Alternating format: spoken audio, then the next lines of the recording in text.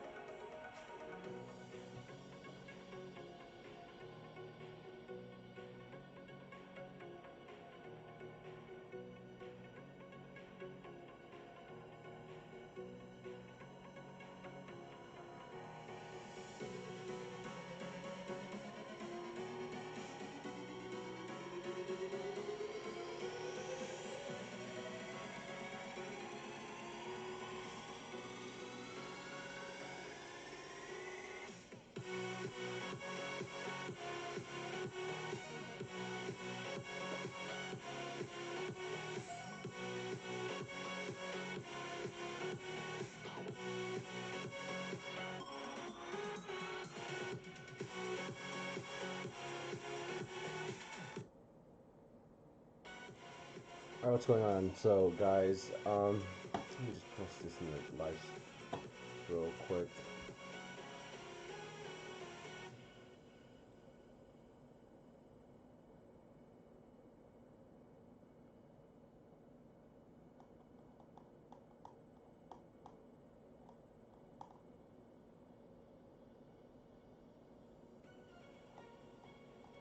Looks like Ryan is doing what? JPGPY? I didn't see that. What is it? What is he looking at? I just literally did my watch list right now. I did not see that.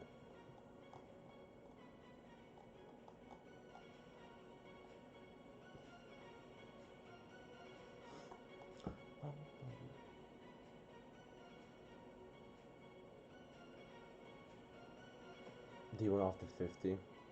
Oh, he got it from this level right over here. That's probably why. That's good. I like that. I'm actually looking at GU. GJ is actually more probable, so I fucking like that actually a little bit more.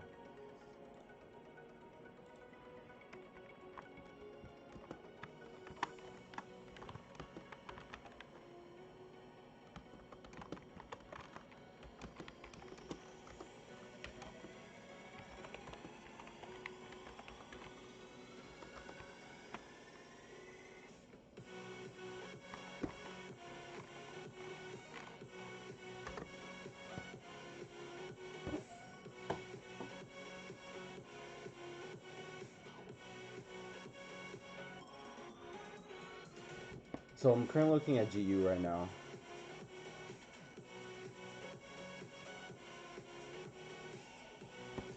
But, so on GU, I marked up a kind of a risk to reward kind of setup that I have here. I kind of don't like it. You know, even though GJ is more probable, we got a zone here. We do have divergence, but we broke through the divergence, so we're fine about that. I want to catch that D1 that he was mentioning. So he's talking about it right over here.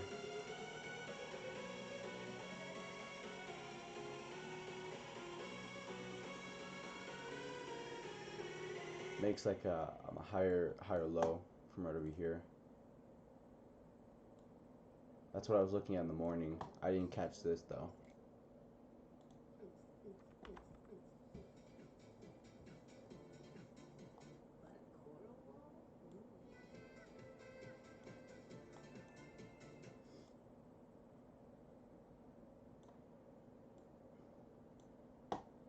So I would have probably, I see how it is. Breaks to 50.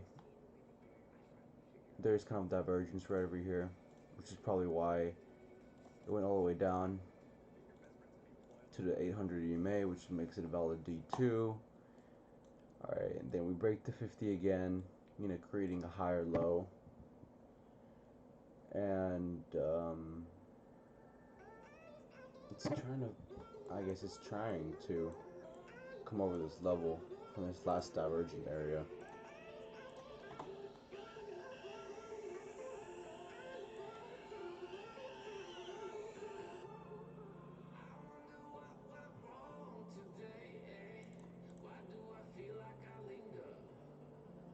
Yeah, so it did technically make a higher high. If we look for a retest on the 50, I like it a lot for enough risk to reward. We'll see.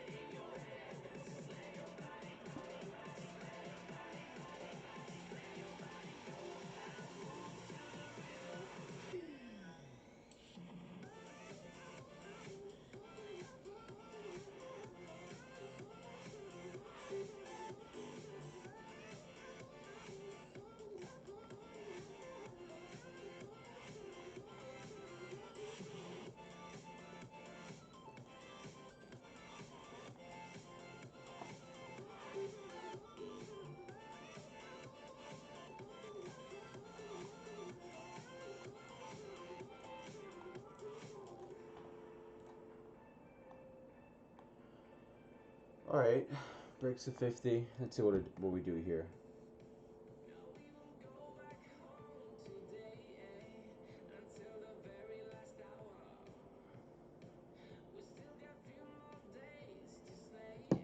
Okay.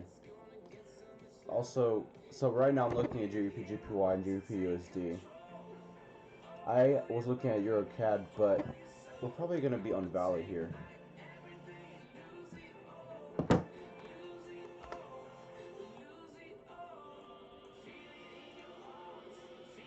Now we're holding this level. Okay. Almost swapping liquid 50. Let's see. And we got divergence. I like that. So I like ECAD a lot. High time frames are long bias. At least most of them are. So I want to be looking at some kind of, I guess, some kind of bullish confirmation, some bullish confluence. So when liquid 50 be rising, to make that valid. GA.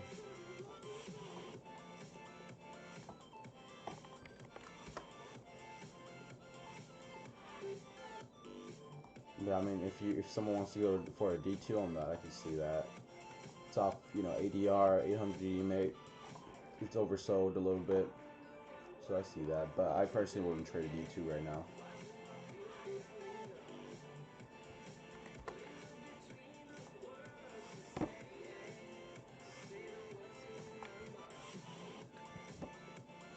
Got any questions? What's up, Michael?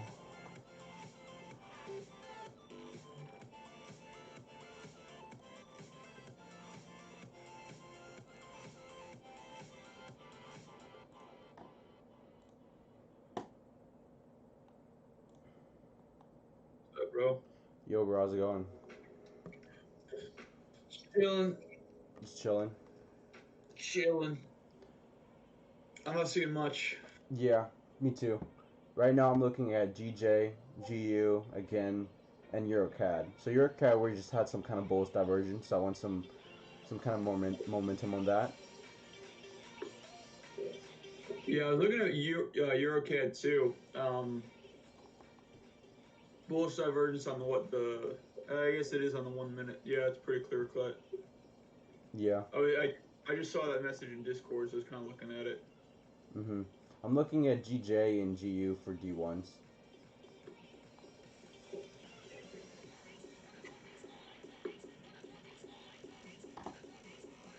What the fuck are you listening to, bro? It's not copyright music, bro.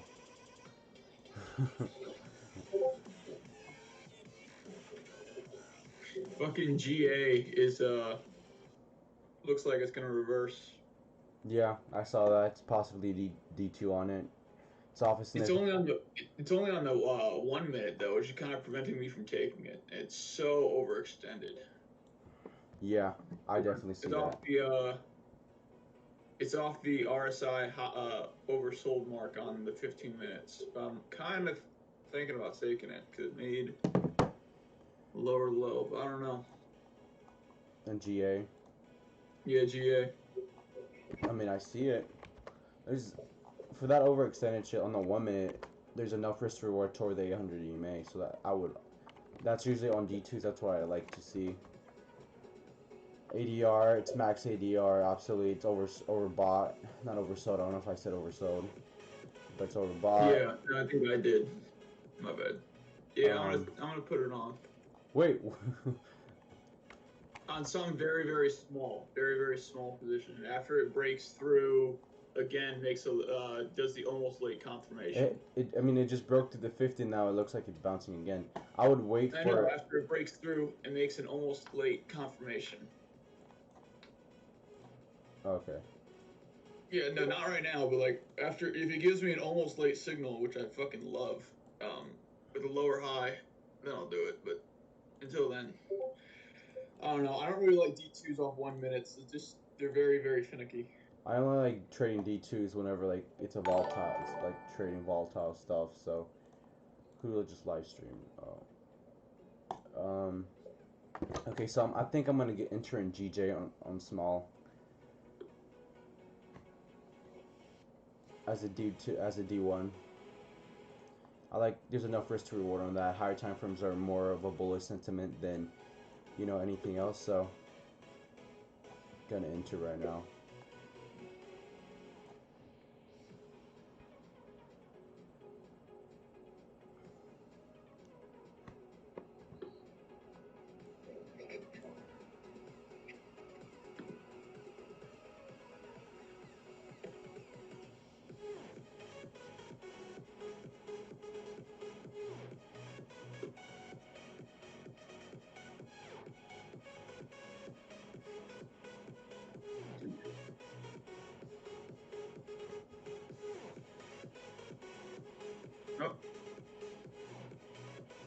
Oh, hey, AU just had a fucking huge shove, D2 shove. I missed it. Fuck.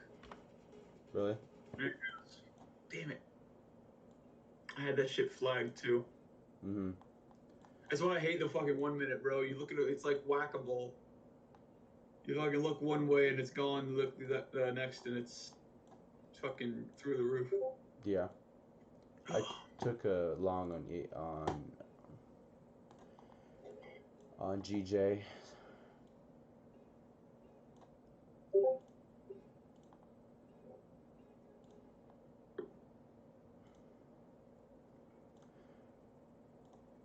I like how this is showing. I may add in a little bit What, more. GJ? Yeah, I may add in later.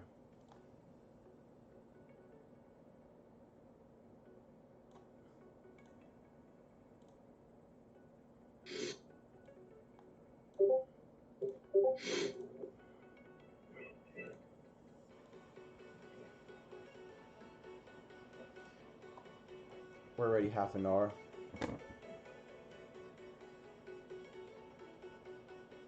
Locking my stop by break even. Done. Nice. It's risk-free trade.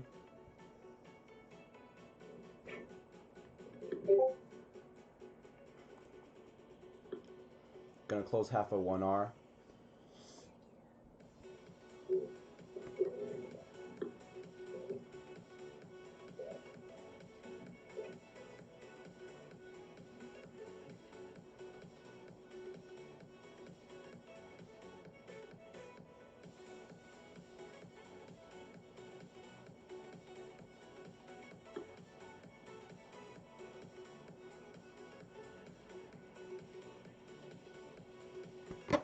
So once we break this level and we close above this level, guys, I'm gonna add in about 0.50% of risk, 0.25 to 0.50, quarter percent.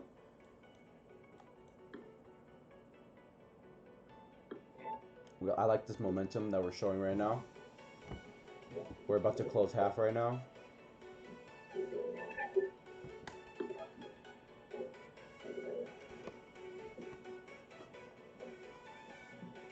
We got that wick right there.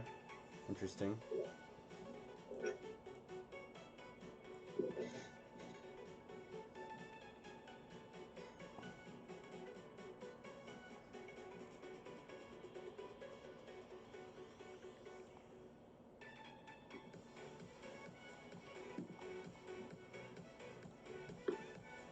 I want to see if GU is actually going with my idea.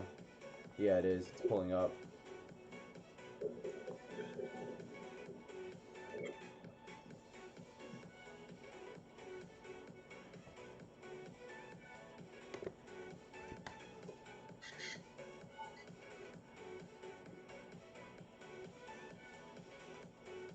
I'm getting confirmation on GA. For a short. Yeah. Well, so far it just closed back above the 50. We'll see if it makes a lower high. Okay.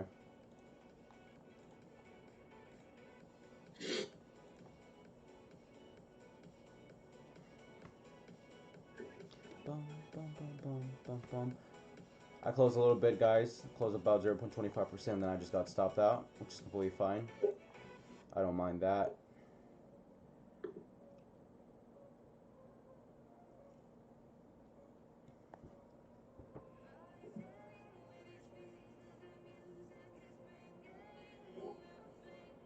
Hey, when you get a chance, hop on the GA chart and tell me what you think about the T2.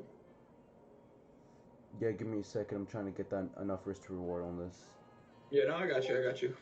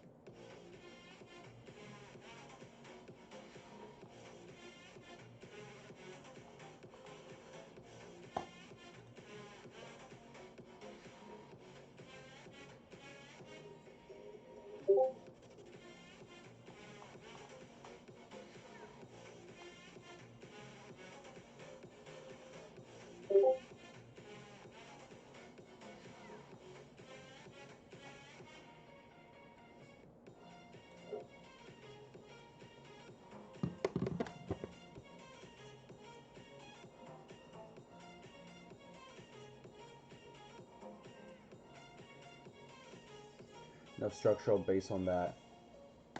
Yeah, no, I'm looking at it more. Oh, give me a second. I was talking about my trade right now. Oh. I like how it's what it's doing right now. Yeah, GA is doing weird shit. Oh. Let me sip my drink real quick.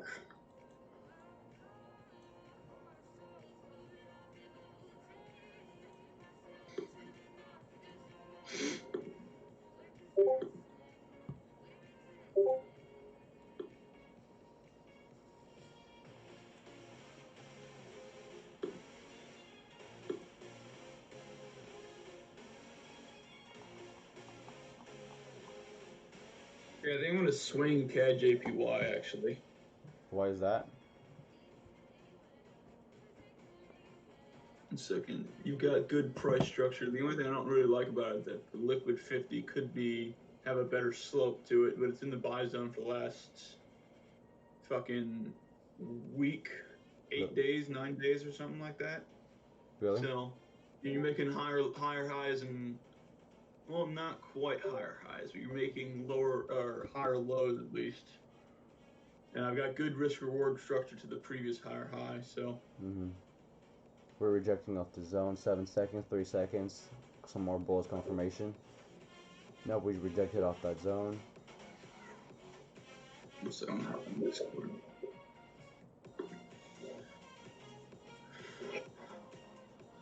Yep, clear rejection off that. Makes sense.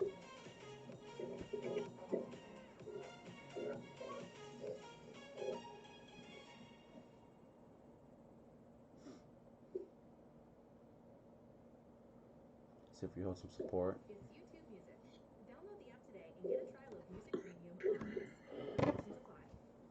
Does make it a little higher high. So we could see significant pullback on this, just enough to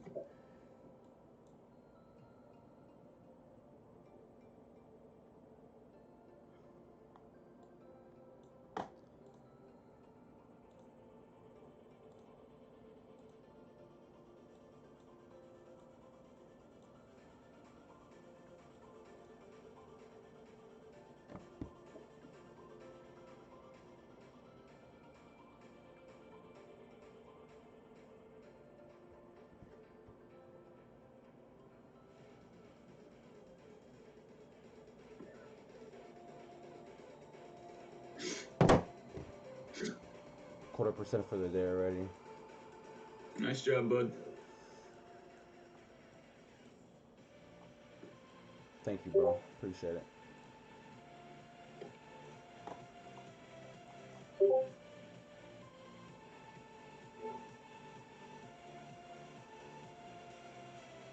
GA. Yeah, I mean, it rejected off the 50 EMA. So for that, it's still bullish to me. Liquid 50 is still in the buy zone. Like, whenever it rejects like that, it means there's still, like, it's trying to fucking, like, fake you out. I want to see more confirmation on that. You didn't get in, did you? On what? CAD JPY? Or on GA?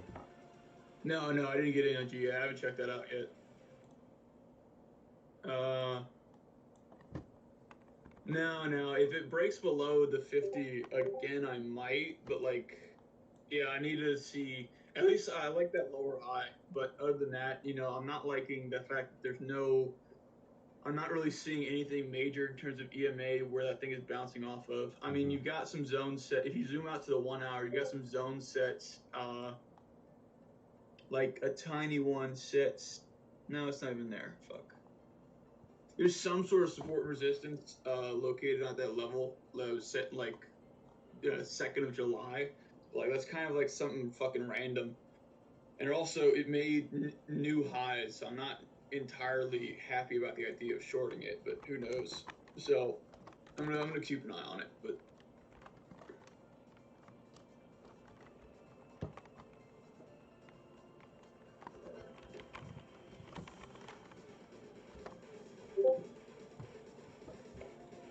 So rejecting off that zone. We got 40 seconds. Strong bullish confirmation, confirmation. Let's go. what you looking at?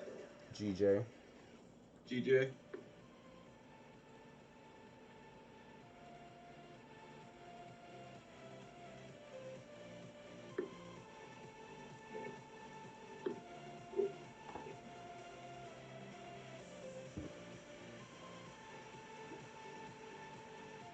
12 seconds.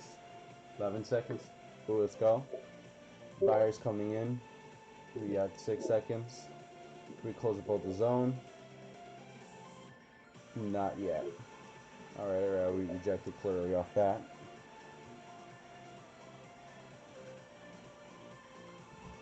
We got a strong bearish engulfing bar right there.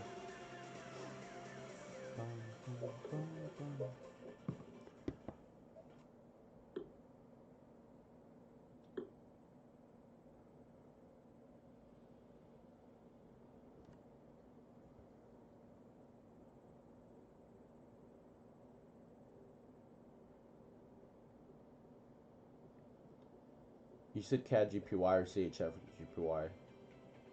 CAD JPY. I don't trade CHF pairs. I mean, I'm swinging it, so I know it's not going to go anywhere fucking fast. Because I was looking at that in my watches, I didn't see anything on the 15-minute. No, it's on the hour. That's actually what I have planned today. I was looking at 1 hour's. It's a shift candle off the 1 hour.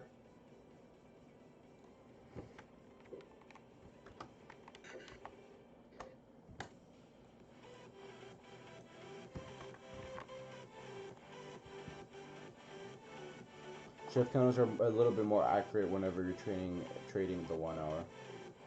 Yeah, that's what I've noticed too. And we're clear on news. I forgot to check that this morning. That's my bad, but we're clear on news, so that's good. Oh boy.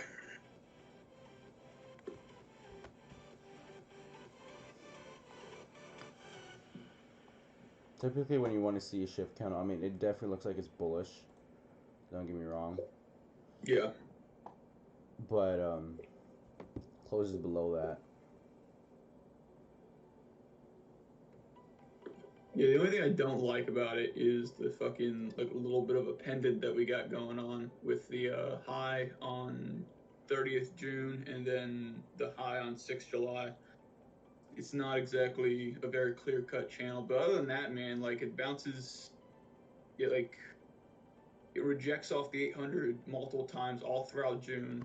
Finally popped above the 200 EMAs are aligned bullish. It's making higher lows. Like I'll take a bullish shift candle in that direction. Yeah. You know. not gonna complain too much. No, it makes sense to me. For sure, it makes sense to me. I would just look at, pivots. Pivots are good. Take it up to that level. And also, all JPYs might be producing a B1 signal, but I don't know if I'll take that since I've already got an A1 on CAD JPY. Yeah. Yeah, I see that coming up today. The only thing that I don't like is on the entry. I guess if you look at the 15-minute or 1 minute, kind of rejects off that shift candle. But let's see if it holds the support on the 21. On all JPY or CAD JPY. Yeah. Hey, if you want to though, you actually have. It looks like you got a swing trade D1 off the 5 minute using the 1 hour to manage.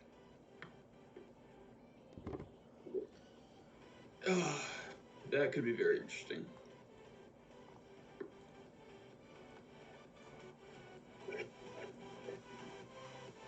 Check out the bullish divergence on the 5 minute AJ.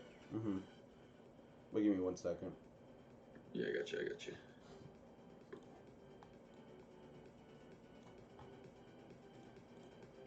GA is still doing weird ass shit.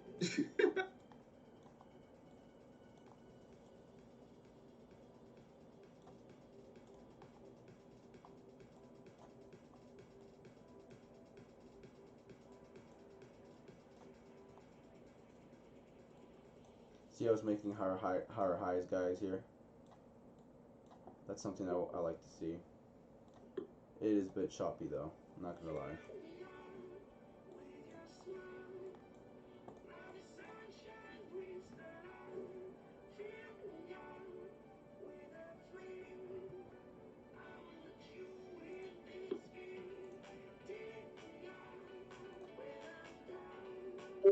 Your CAD broke the 50 EMA.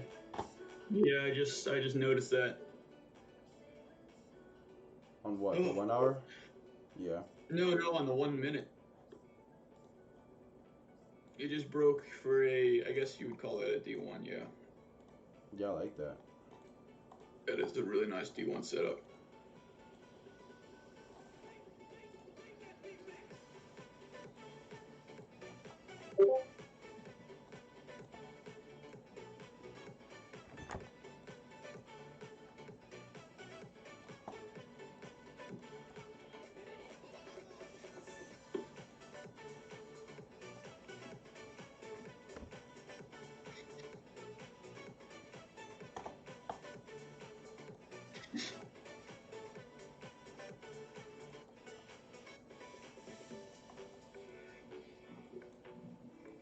We could see a pullback off the 200 EMA. If we do. On what? Your CAD? UCAD? Yeah. Whatever. Your CAD, yeah. I want the liquid 50 to be in the buy zone. 50-minute TLR side confirmation. Pulls back to 200 EMA, and then I see all those confirmations, and then I see a pullback toward the 50. Then I'll take it. All right, bro. Just let me know what the hell that happens. Oh.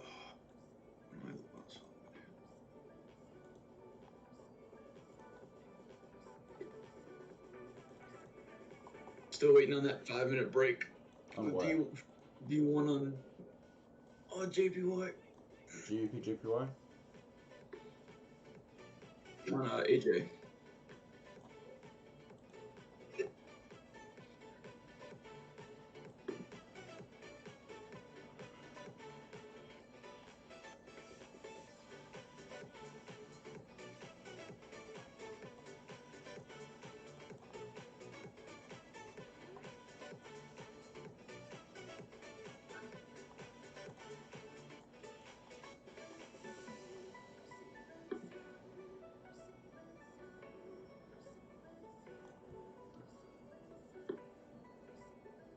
Come on, let's break this level, boys.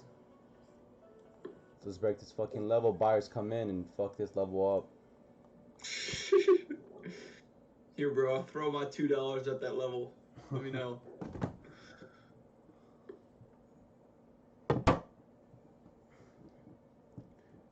Alright. 47 seconds. Let's fucking go.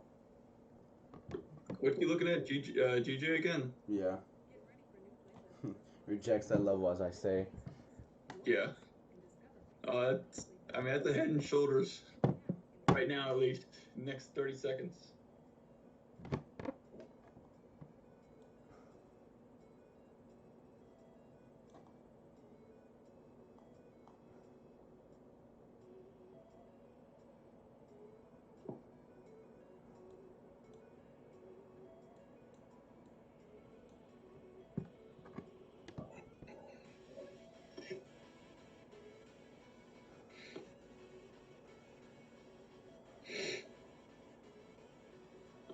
Nope. Yeah.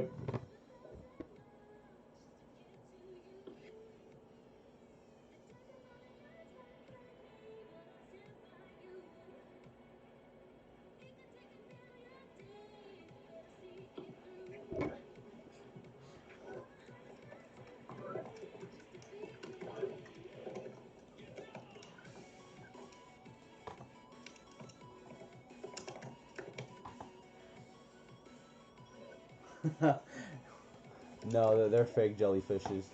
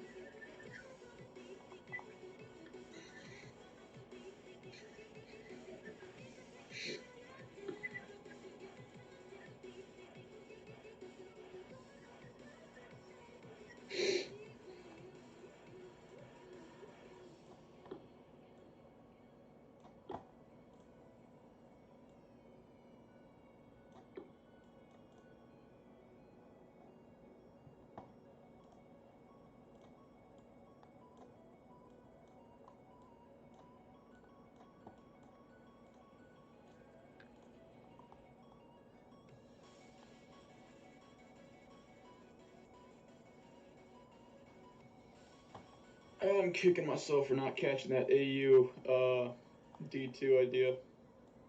Short. It's going straight towards the 200. Really. Yeah.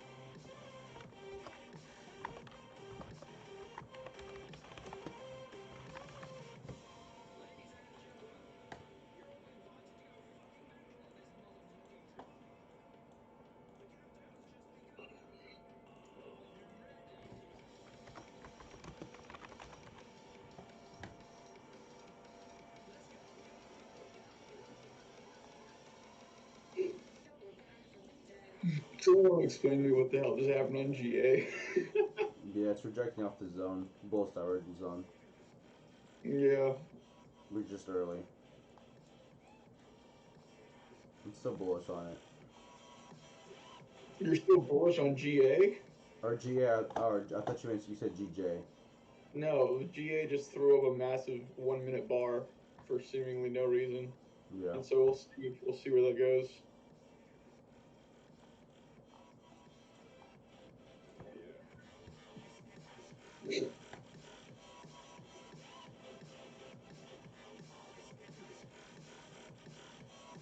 We're seeing the same number of chop from yesterday.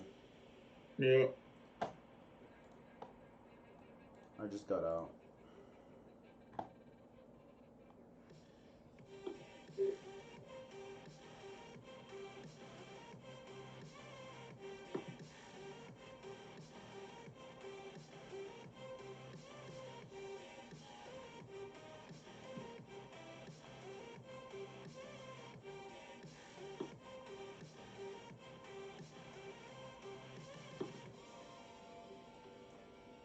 Buy zone.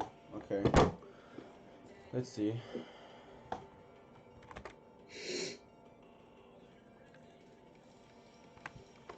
I like ECAD. ECAD? Yeah.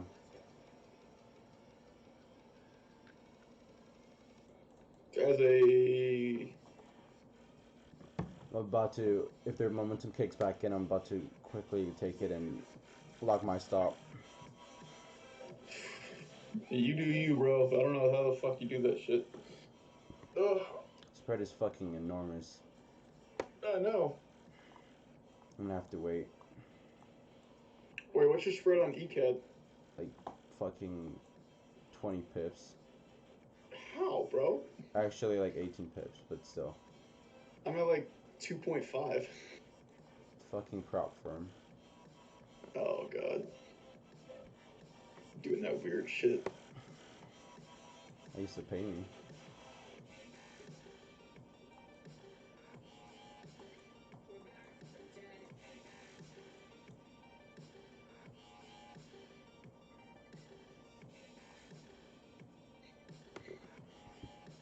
So for this, I have to be a little bit careful to catch that bounce, because I don't want to be catching basically a breakout of that bounce, and then it'll basically go down all the way down to right over here, to this zone. So it's always something you guys got to be careful for whenever you're trading these kind of type of D1s.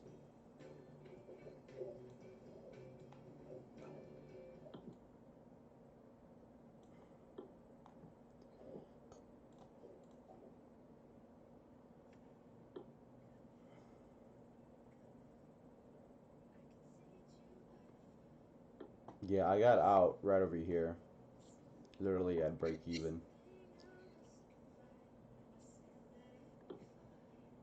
So I may re-enter if I see re-entry.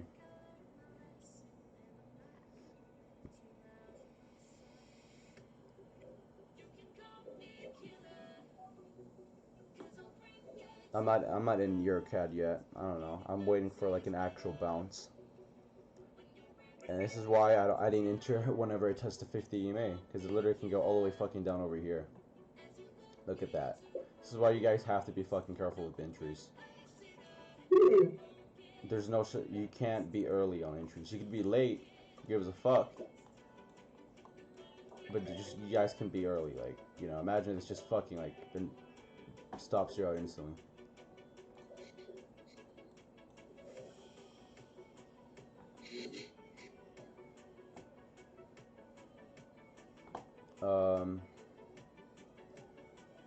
Ish, DM me on Instagram. What? I'm talking to this guy. Euro AUD. Hey, look at Euro AUD. See if there's a D2 on that. Yeah, that's a pretty solid D2, actually. At least on the 5 minute, I like it. I don't know about the 1 minute. No, that's a lot of chop in 1 minute.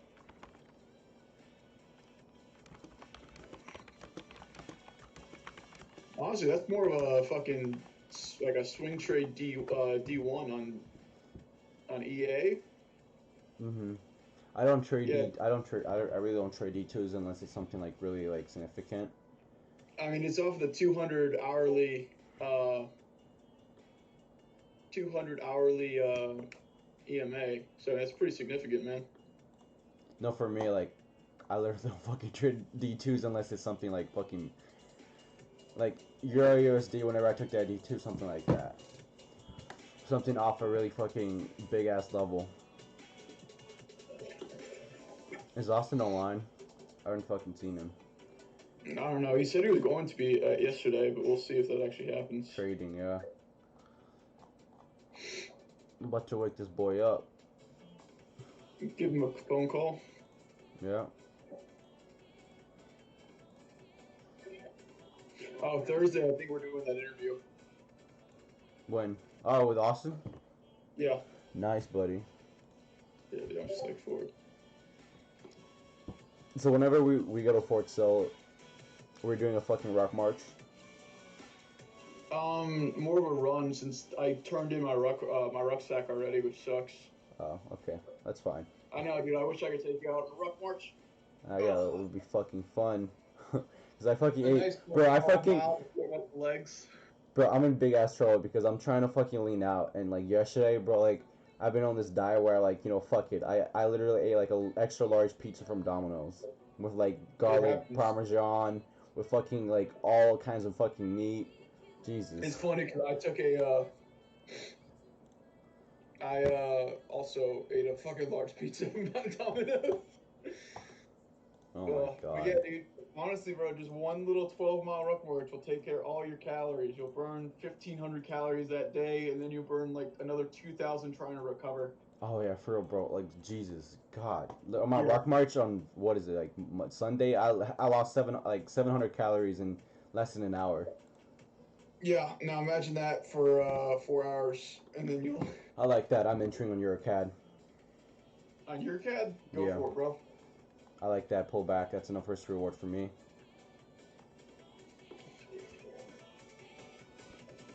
Actually, you know what? I'll take it. I'll take that with you. Because I broke under the 50 off of a D2 idea. I like that a lot. I'm putting stop loss above that recent low, though. Yeah. Make it a better risk reward. Because it bounces from that significant low. I didn't enter yet. I'm waiting for just one fucking little detail. What you waiting for, buddy? That pullback. There we go. It bounces from the 50. Nice. Let me know when you're in it. I'm in it.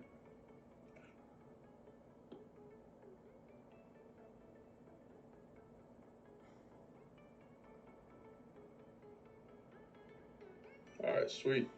We'll watch it together then. It's enough risk reward. I like that. It bounces from that low right over here. For me, that's enough risk reward on my level. Yeah. Which, give me a number. What level are you shooting for? Cause I just put a blanket to RR. But 2R. Yeah, for me, I'm doing up to the 800 EMA, which is around 2R. yeah, pretty much.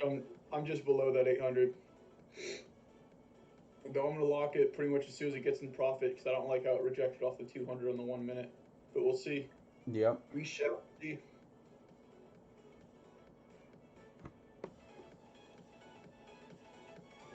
Look at this fucking rejection. It's funny.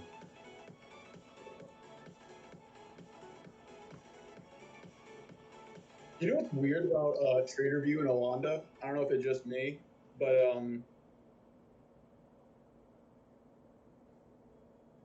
fucking like it'll show the price moving through my fucking order, like my like entry price, but it'll still show a negative balance for the position. Really? Yeah, it's super weird. I'm about to lock my stop at break even. Oh, there it is. Break even right now. Too easy. Easy. You just fucking have to catch some momentum. Let's go! That's fucking nice, man. That's real nice.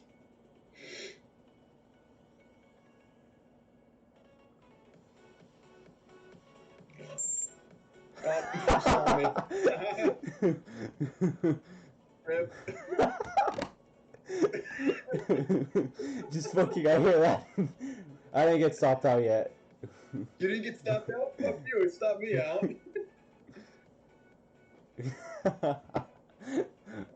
That's why I waited for like a better entry. Still, man, I'll take a nice little break-even trade. I don't really care. That's funny. It just fucking fucks you up, buddy. Yeah, literally, it shows me enough profit to make me break even, and it just immediately fucking reverses.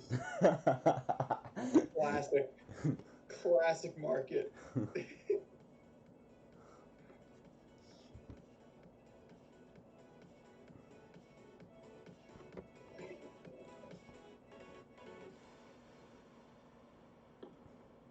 Hey, it's a break-even trade, motherfucker.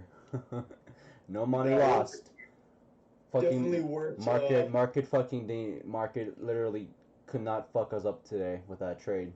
Break even, bitch.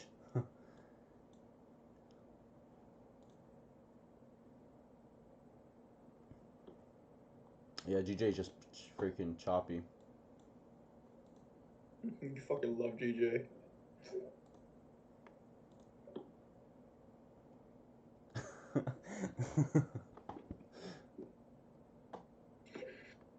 I'm still waiting on that fucking on the swing trade A1s. If AUD collapses, I'm gonna make a fucking some good money today.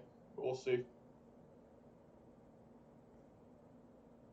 It's really like check out the fucking if you get a chance, check out EA on the 5 minute, and check it out on the 1 hour. Oh my god. What? I almost got stopped out. I break even. On what? Fucking On EC. Holy crap. That was literally like what, like maybe half a pip from my. Did you move it to break even when I did? And you just got lucky? What the hell happened? No, I entered before. I entered a little bit earlier. So on I that guess pullback. So I got a better entry price. whatever.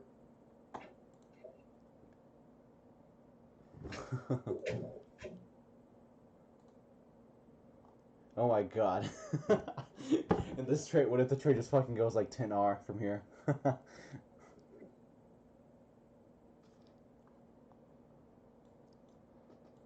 see if we got any questions.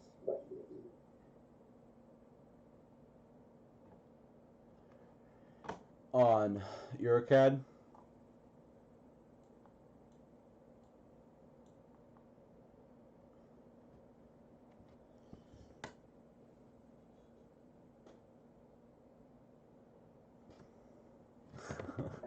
That's so fucking hilarious. What? It almost literally fucking saw me out of break even. Literally, like from this bar, I heard the ring from TradingView, like, oh, he got stopped out. Yeah, no. It always sucks because you can hear my fucking stop losses. Or wow, just fucking broadcasted that shit to the world, bro. It's just not... But yeah, dude, honestly, I doubt that I'm going to trade anymore today because I've got that CAD JPY long on the swing trade. I've got and then 2 potential setups, which should be happening eventually. I just got to be able to make sure I'm here for it. Yeah. I really like the fucking Euro AUD one because you got 5-minute bearish divergence right below the 1 hour 200 EMA. I'm like, that's nice. Yeah, I'm only trading GBP CAD and GBP JPY, and it's maybe GBP USD today if I have to. If you have to, bro, you fucking love GJ. I'm about to enter again. Fuck you. What? God, bro, EuroCAD is pushing up. All right, I'm about to lock, like I already lock my stop into a little bit more into profit. And I'm about to close half too.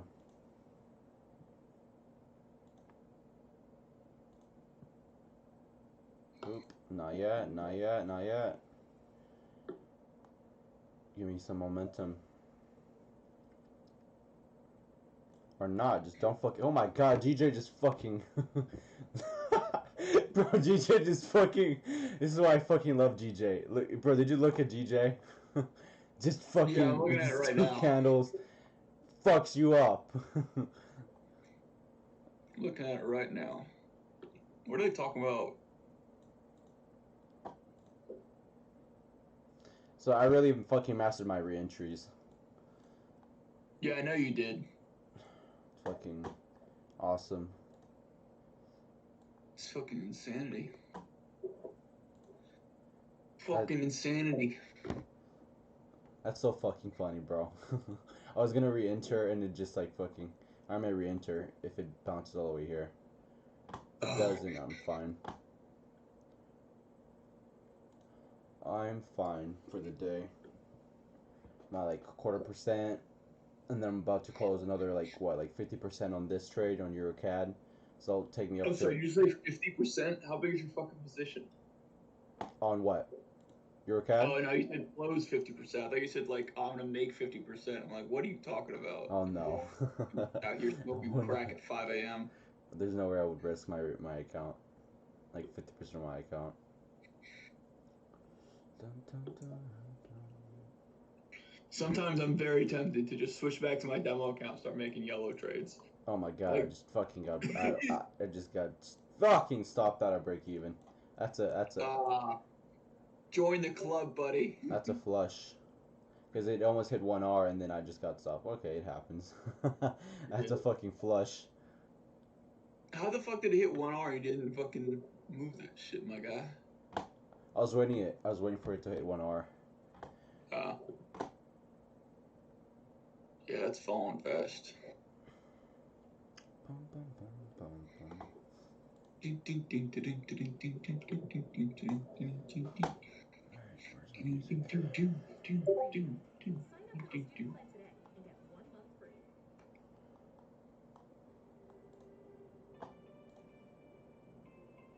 Who's it? EA.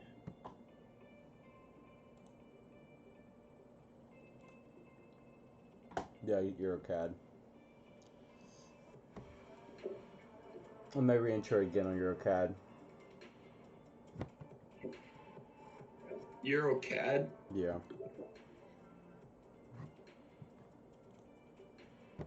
Jesus, Yeah, GA is just pushing up. Holy crap. Dang it. You're making lower highs and it looks like you're about to make a lower low. I'm not gonna go long on that one. Oh wait, no. Why would you? Why would you enter right there? But my entries are really fucking coming into point. Let's fucking go. I don't know, bro. Your entries like fucking are batshit insane to me. So I'm gonna wait until I get a lot better and I'll follow along. 1.34 my re-entry on my D1 on this trade. There's a 2R already. But this is why, I mean, I just lock myself at the break even like almost every fucking time because I'm not gonna risk my account. I trust my re-entries, but you know, I don't want to lose any money. Yeah, and I mean, dude, props to you for being able to fucking re-enter like that. You've got probably some of the best. Probably the best fucking the best fucking win rate. No, not. I mean that too. You got a very high win rate, but like in terms of being able to read price structure and like articulate that, because like half the times we'll be, I don't even know what the fuck's going on. I'll be tracking something like, oh yeah, we're making higher highs and higher lows. You'll be like, oh yeah, we got fucking divergence on this time frame. You got this and that. Just the detail that you go into these things is fucking props to you, man. Jesus but yeah, Christ. No, I don't fuck with what you do because, oh fuck, it's crossing. You got stopped out? Finally. No, it's crossing. Oh, they're both crossing. So it makes a higher low from right over here. Oh god. So that's a bit unfortunate, but I got stopped out of break even, so I don't fucking care. This is exactly why I trade so fucking aggressive all the fucking time. Lock my stop, take like profit. Jesus, I would have fucking, if I just held that D1 from like right over here. Actually no, this is my first. This is what I was looking at. 2R. My first like this entry right here goes about 3R on my first entry, and then on my re-entry 2R. Just mastering the fucking entries. Let's go. D1, it's just literally simple price action, mastering the system. It's making a higher low, bounces from that significant EMA, makes a higher high from right over here. There's a zone, We were just waiting for a breakout to happen. Basically, we were seeing a bounce on the zone, bounce, bounce, bounce, bounce range, and then we finally saw a breakout right over here. Too bad I didn't catch that breakout because I was watching EuroCAD. To be honest, we could be just a little bit early in EuroCAD, so we'll wait. We'll definitely fucking wait for it. Early, not late. Yo, oh fuck, Liquid 50 is falling. I don't like that. That's a less probable trade.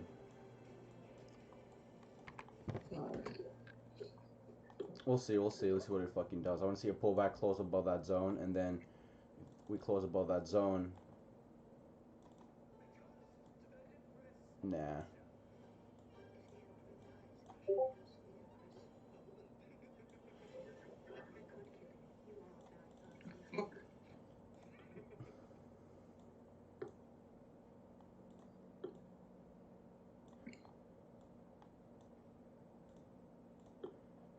Fucking say you are now.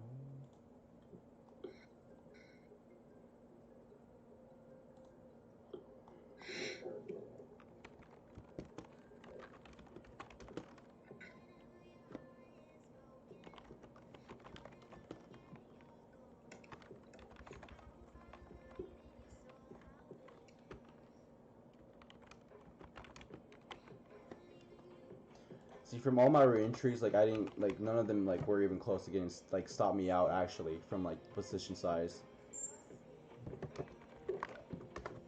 But I you know only reason I got stopped out is because I put my break even on.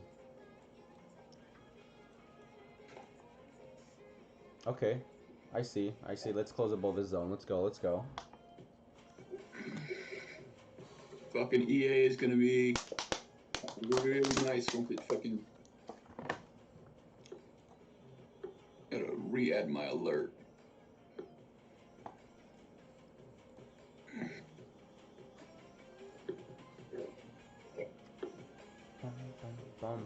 Bum. We are a 1/4% in profit today. So about Nice.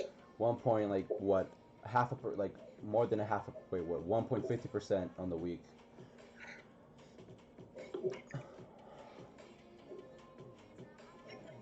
Okay, I like this. But it is like making a lower high from that, so. Head and shoulders right over here.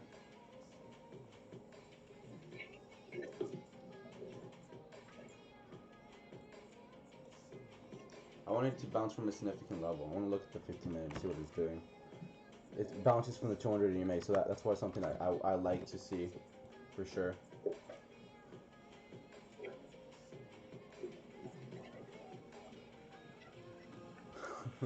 It literally was so close to 1R. That's a flush. I know, dude. Fucking market is just like you ain't fucking making money today.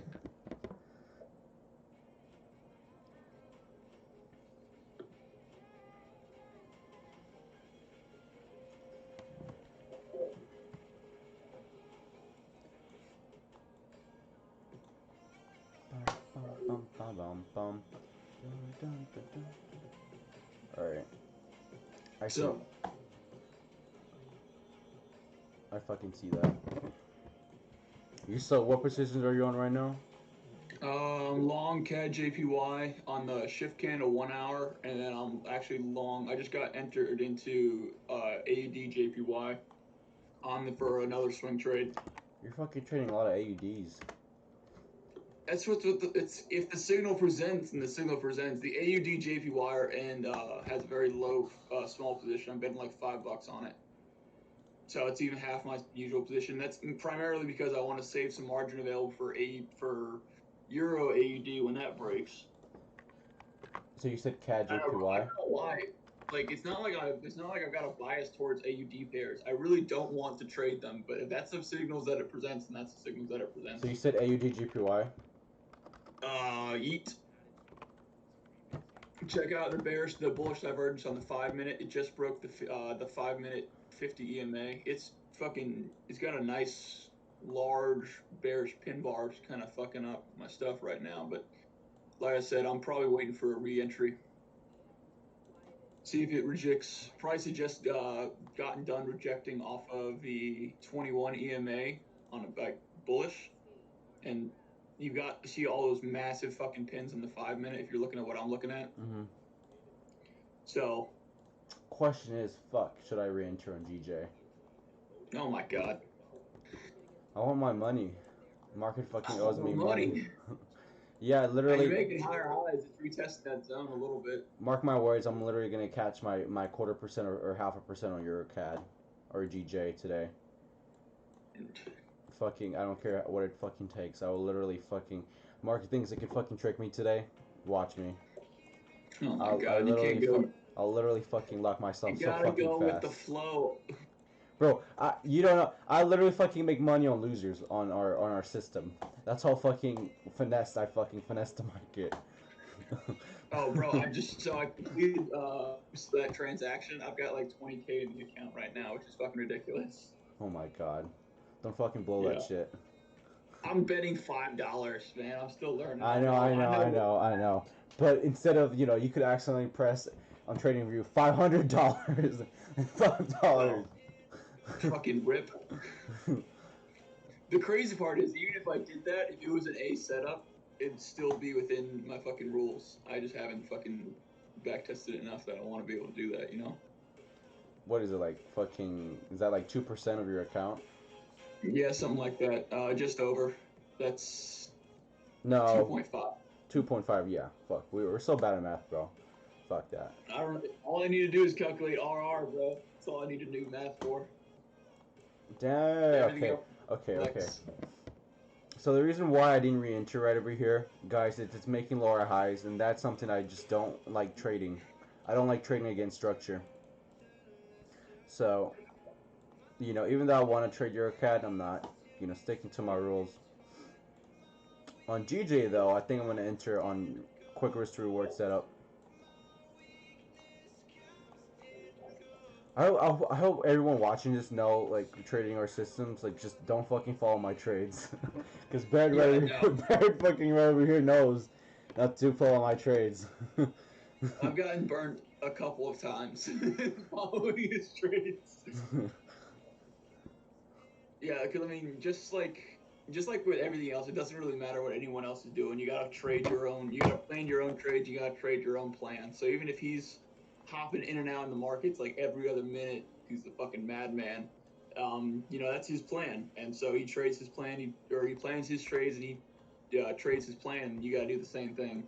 So I'll only hop in with them if our plans fucking align, or if I see what he's saying. The majority of the time, I don't, and I'm just here as a fucking cheerleader. Exactly. And because he keeps me awake with his fucking obnoxious, non-fucking copyrighted music.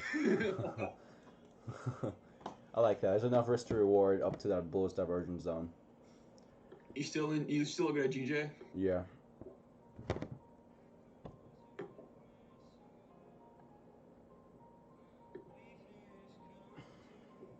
That fucking bullish divergence zone. 20, 40, 50, 60, 70, 90. 246, 246, 246, 246, 246, 246. Let's go. Oh man. I'm literally just waiting for that signal on EA to present, and I'm fucking going back to bed. Huh.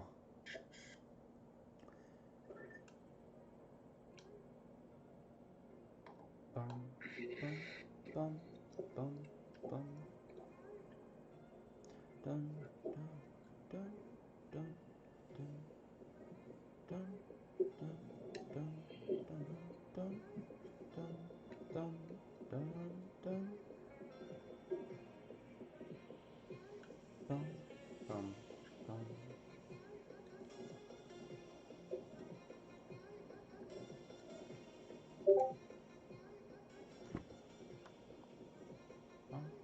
bum. Yeah, exactly. This is why I didn't enter on EuroCAD.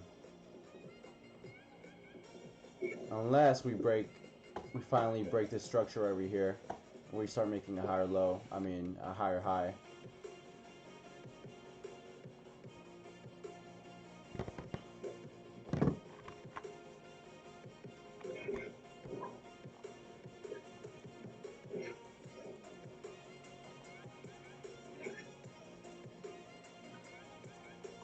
Interesting.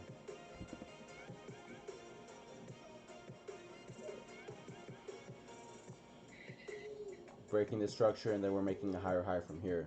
So this is what you know. So if we break structure, so we're making lower highs. But if we break this lower high, basically we break the 50 again. We break this structure right over here and make a higher low. I mean a higher high, and then we touch the 50 again. That's where I will enter again on a long. Just all reacting, guys. No predicting.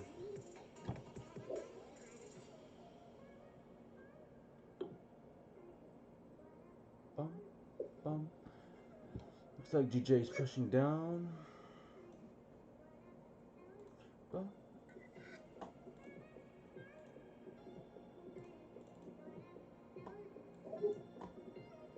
Breaks to 50 one time. Still waiting for like bullish confirmation on that.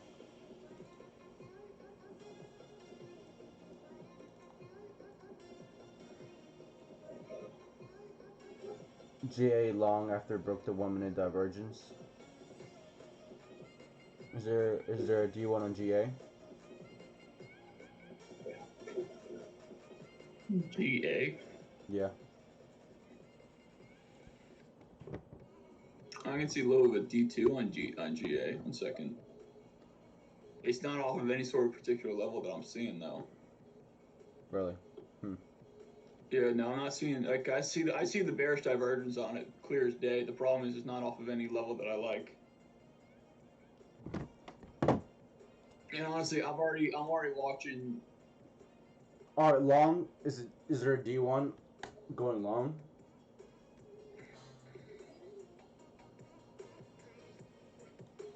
What's up? Is there a D1 going long? Is D1 going short on GA? Yeah. Or a D2 or whatever? I mean, yeah, D2 going short. This bearish divergence is not bullish. Just Mac, if you could send up your markup in Discord so we can see what you're looking at.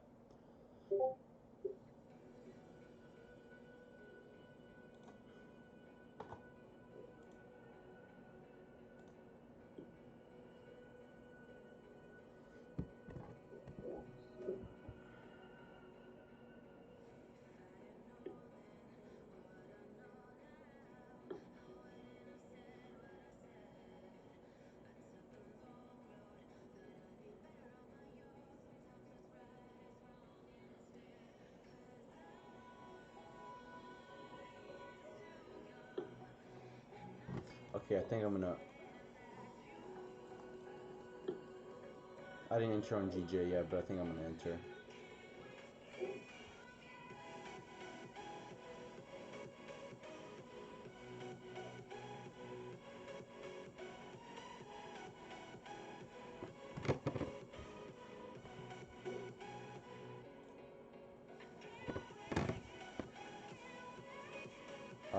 Give me a fucking second, come on.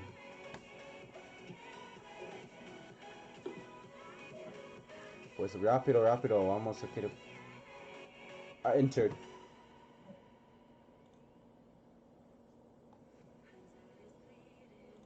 Entry pirate, what is it like right over here?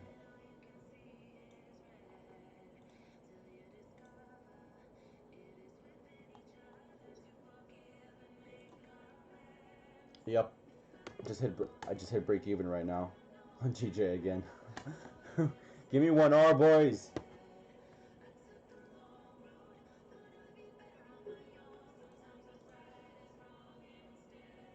Give me fucking 1R. Come on, let's go. 1R, 1R. Give me 1R. Just give me 1R. I swear, if I get stopped out of break even, well, give me 1R. Bum, bum. That's actually going to be my third trade. Oh my god. Did I get... I didn't get stopped. Okay, I got stopped out now. I got stopped out of break even again. Okay, that's 3 trades. I mean, 2 trades on G... Yeah, wait, fuck. I need to check my fucking trade. That 3... No, that's my third trade.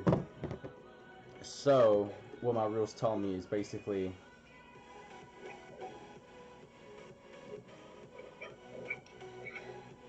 waiting.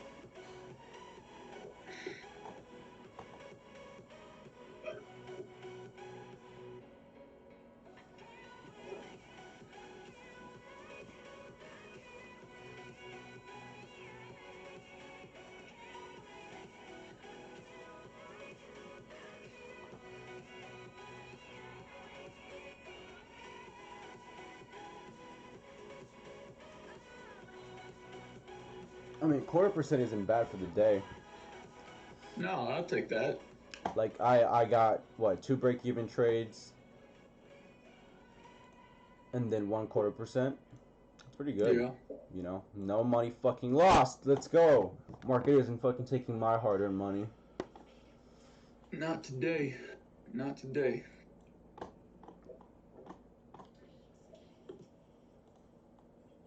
I think all I've got is 1 break-even trade so far. But I've got a bunch of swing trades that won't I won't find out how they're doing until This is much interesting. later. So you're failing to make a lower high. We make a higher. We're making a higher low from right over here. So if we break this structure right over here, guys, I wanted to break this zone right over here that we have.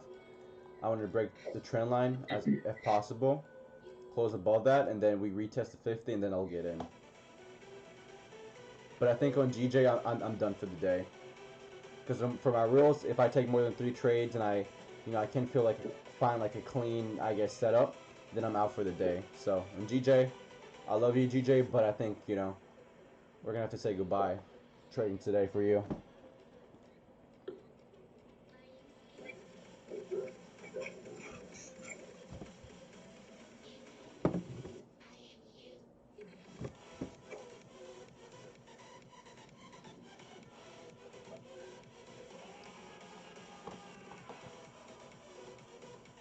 Come on, let's put some gang music.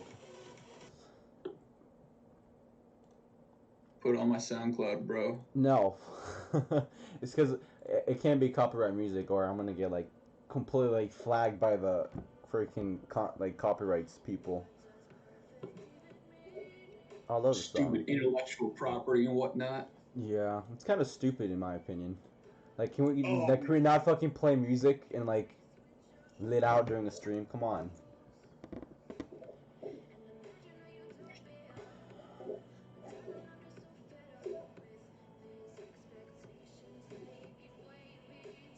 So we're gonna be basically going for a run.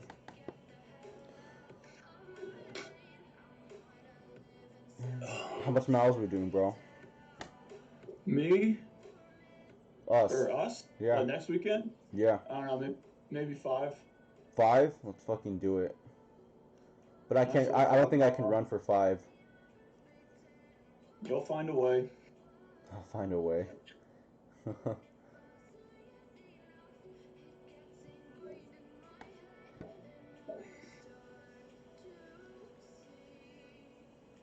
Baby, I'm perfect now. Today, I'm probably gonna do like a little rock march today, and then do a pull day. Much. Is your gyms open today? Yeah, my gym's open today. Gyms are open today, which is nice. I did bench press and chest and back yesterday. I need to do some sort of cardio today, but like at the same time, I want to wait for my fucking headphones to come in. When are they coming in? They came in yesterday, but the problem is they came into the postal service and they came in through the USPS and not like a civilian postal service. Mm-hmm. And so they are sitting at like the welcome center right now instead of at my hotel, which sucks. So I have to go pick that up. They have such weird hours. It's annoying. Really? For like the military? Yeah.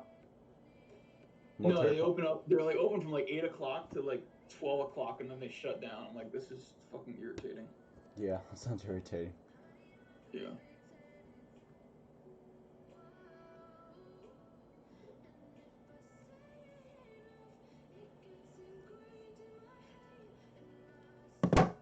Alright.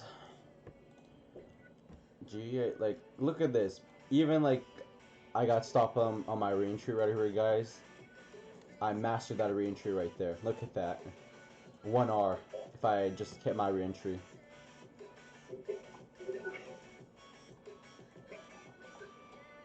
Oh my god.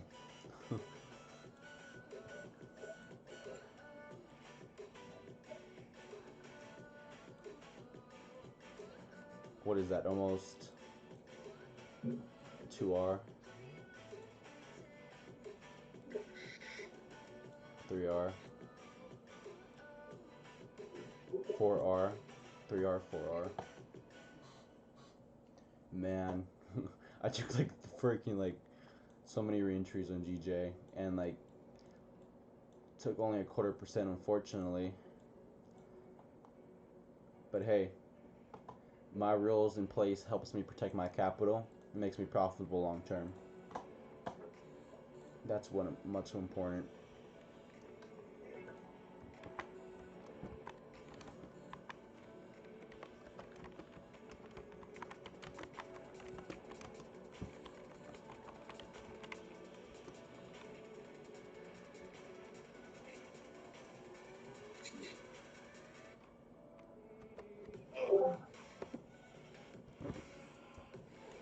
So we could see a rejection off this point right over here.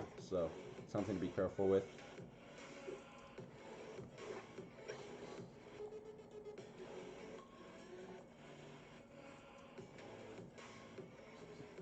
How are you calculating your risk in entering so quick? Clash of Clans Let's Play said, how are you calculating your risk entering so quick? Well, man, it's called literally practicing every freaking single day and trading every single day. And don't get me wrong, sometimes I fuck up. Sometimes I fuck up my risk to reward. Like, oh, I did my math wrong. But most of the days, you know, like, it's just practice, you know, like, I've been doing this for such a long time where, you know, I had to, like, basically quickly calculate it, you know, what is pips, so 10 pips with a 10 lot, you know, how much is that? That's $100 if I'm risking, you know, 10 pip, like, a 1 lot on 10 pips. Like, it's just all about, like, I have to calculate, what's 20 pips with 20 lots? You know, it's 2 lots, which is $20 with, you know, 20 pips on that, so 20 times 20. It's just like, you know, I have to calculate it so quick in my mind that it's all thing. And sometimes I use a calculator, like I have a calculator right over here, where I, like, you know, I quickly, if I need to, like, quickly do that. But like in my head, I already have like a little chart saying, you know, 1 lot, 2 lots, 3 lots, 3 lots is $30 per pip. If I have 5 lots, I'm risking $50 per pip. So if I'm risking 5 pips, I'm risking basically what, like $250 for that entry. So it's just quick, guys. You gotta fucking go quick, because market doesn't care if you're just like waiting.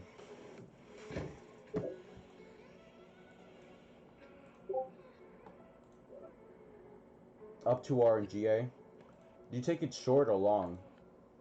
Mac, just Mac. GA. Yeah, I don't fucking see. I don't know. If you're going long on that, it's bold move, man, because there's a lot of bearish divergence. Whole lot of divergence on that. I mean, granted, it just broke through the previous divergence set line, but still divergent, at least on the 1 minute and the 5 minute. I don't know if he's on the 15 or what he's on.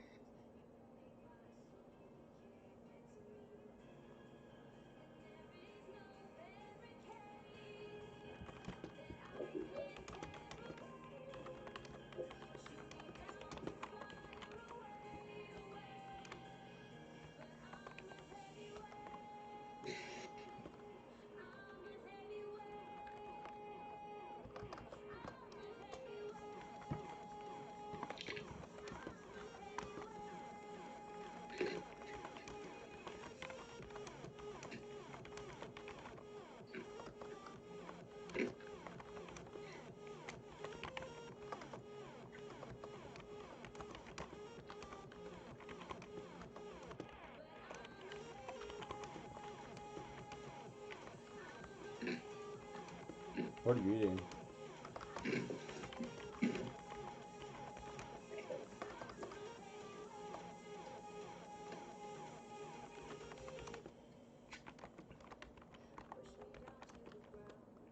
Bro, you eat a lot, don't you?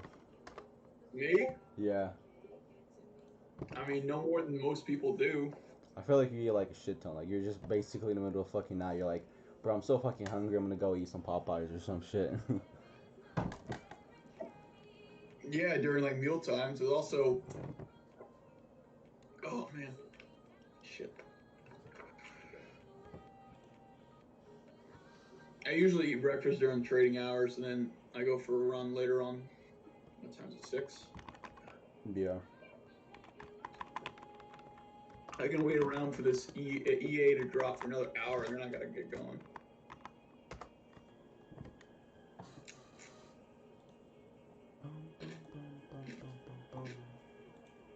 I should probably like put like, hey, place my trades, or like, you know, I want to do that. Let's see, how do I do that? Text box, text.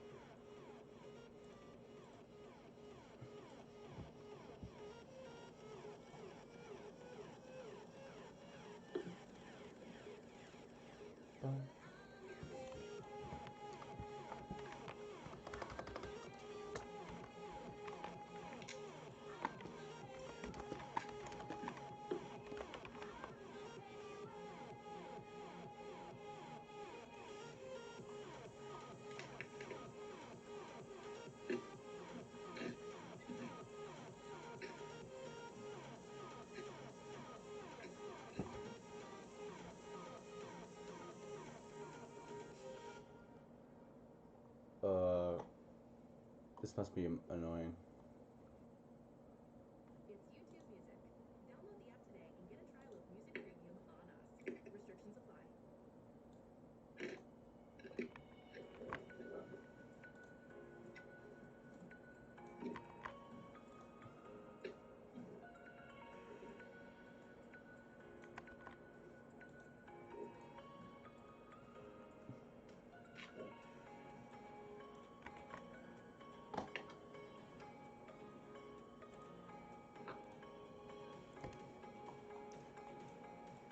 Okay, so we broke through this. We're still making, I guess, a higher low from right over here. I like that.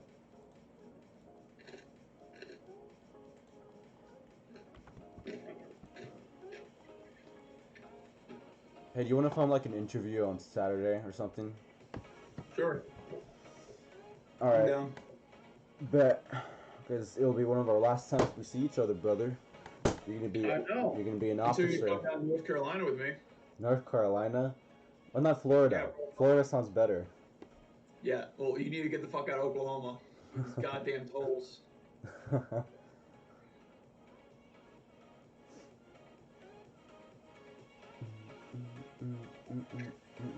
Do you think the gyms are gonna be open for like guest passes or guests? Or nah? Nah, not by Saturday. Uh, Wait, what do you prefer, like Saturday or Sunday? Either day works just fine for me. Probably Saturday, since Sunday I've got to make sure all my shit's packed. I leave Monday. Okay, sounds good.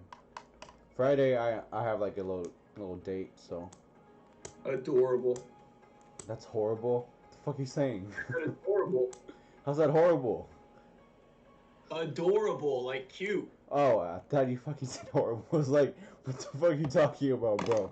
Trying to hit on my fucking date life? Nah, dude. I'm. Oh.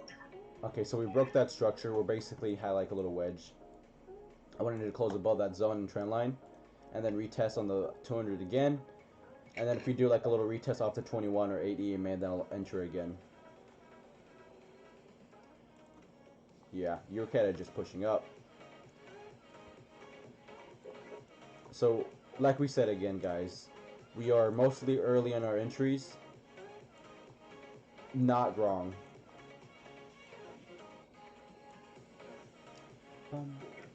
I just completely rejected that zone. 8 seconds, 7 seconds, 6 seconds, come on. Reject off that zone. Come on, close above the zone, please. Buyers. Nah. It's like, you ain't gonna buy anything today, son.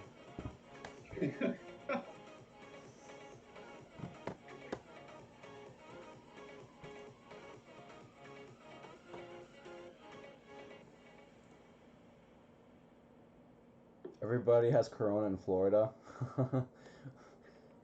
Well, I'm going to Florida probably around my birthday because I turn 19 in August 15. So I may just visit Austin for maybe a week or some shit like that.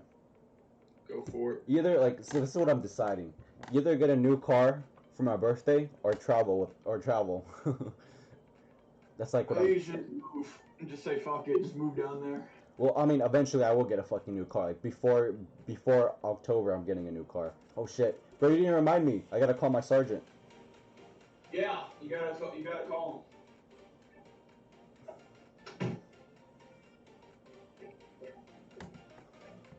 Okay, so we rejected off that. Will I want to re-enter there? That is the question. And my answer is no. There's no way I'm gonna re-enter from that. Okay, yeah, there's a zone right over here.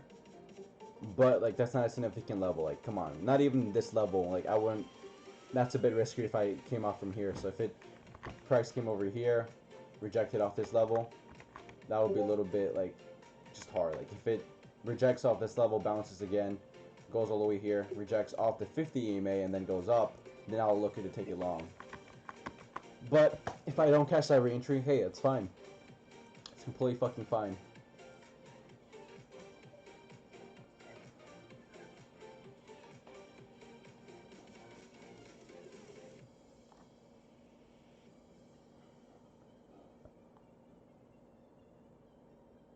We're seeing some divergence here.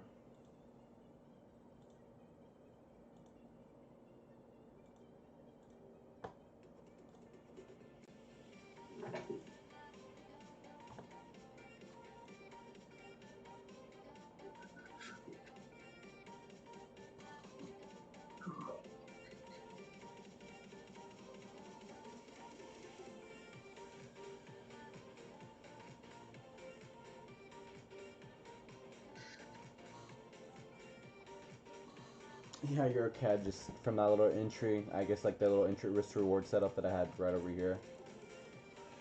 It's about almost 1R. Yeah, 1R. So if I took that, I would be up 1R. I would have closed 50% there. And then right here will be 2R, about 2R. I would have closed 50% right at that large candle. Lock my stop by break even from right over here. I want to mark this up. And then it hits 2R, close another 40% right at that point. No, not actually, I would wait. I would wait for this entry. So if this next candle is bullish, yep, I would have basically wait for a large momentum like that, and then close 40% on 2R. Done for the day, basically. Leave 5%.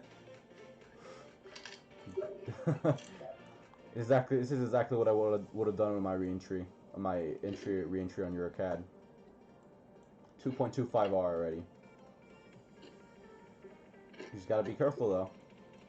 You know, not all the time will price do that. But it's definitely a nice breakout from over here. You were rejecting off this level, basically ranging, breaks out. We're probably gonna see price rise all the way up to the 800 EMA.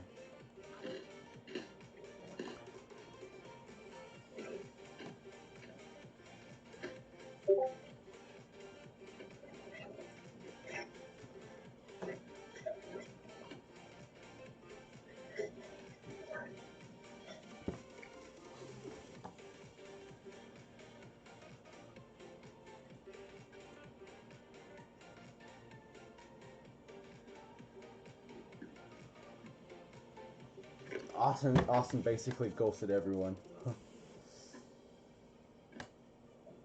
No, he's probably tired. I would be fucking tired if I just moved.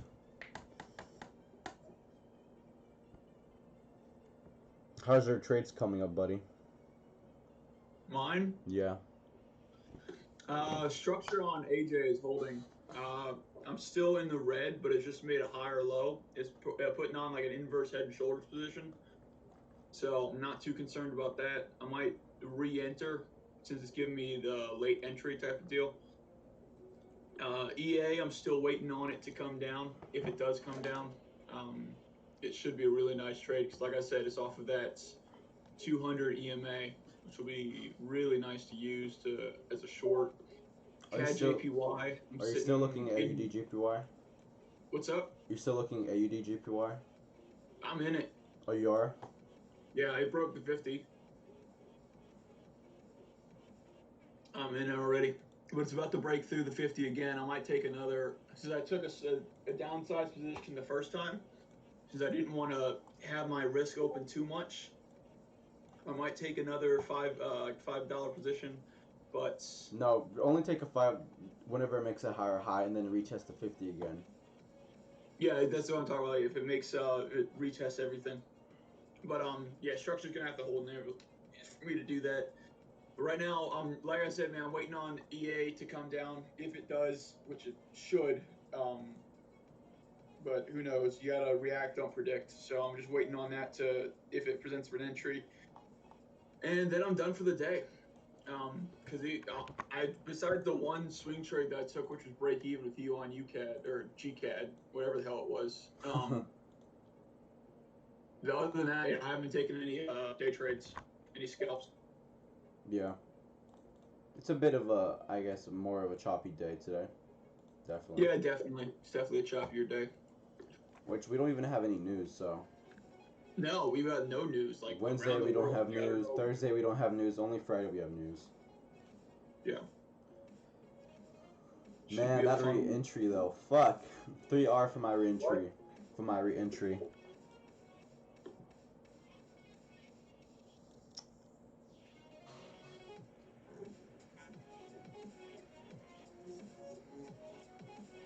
Holy crap. Bro, look at GJ. Oh my god. Bro. Holy shit. Hey, look at GCAD right now. Oh my god. 5R for my re-entry on that. Fucking, what is that? 6. Oh my god. 4R. Bro, holy crap. Yeah, it's nuts. I missed the 1 hour entry on it too. That's not normal. That's just China news. Fucking, the China news is fucking affecting Japanese yen right now. Holy shit. Oh my god. That's funny.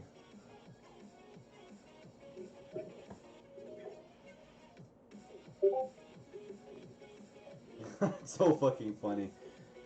Damn it. Imagine if I held my trade in the original position size and then, like, you know, because I didn't get stopped out. I would have been up so like, literally so much fucking money. Yeah, it wasn't in your plan. Yeah, I know, but still, that's fucking insane with that big bar. Yeah, I mean, sometimes those big bars should get thrown out. No, that's not fucking. That's not fucking normal. I know AJ's about to bring up new highs too, or it's going to break out. It just broke through. It's going to break through the 50 EMA. Mm-hmm. So I don't know if I'll break. I don't know if I'll move my stop loss. If it like gives me a massive bar, I don't know if I'll move my stop loss yet because I know a lot of it's just China news.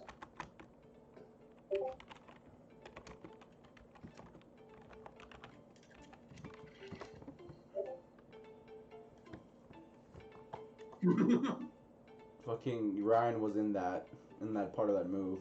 It's insane. Bum, bum, bum, bum, bum. Oh, we're seeing a retest. Let's go. We see another retest on the 50. I'm entering on that. Question is, should it be a re-entry on the 200 EMA? We got liquid 50 buys zone. We got the 50-minute RSI through TL. Should I re-enter from there? That's the question. I'm kind of ticked. I didn't get this. I didn't catch a 3-candle formation on the on GCAD though. Mm-hmm. Oh well, you catch some, you don't catch some. It be what it be.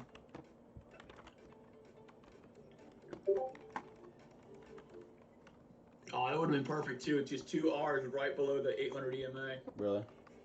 Yeah. Oh well.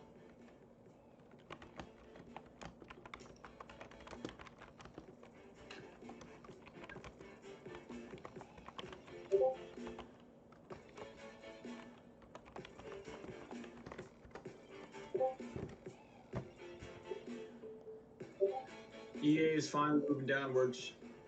EA? With all that juicy shit. Oh my god. Oh, okay. We'll see on your CAD.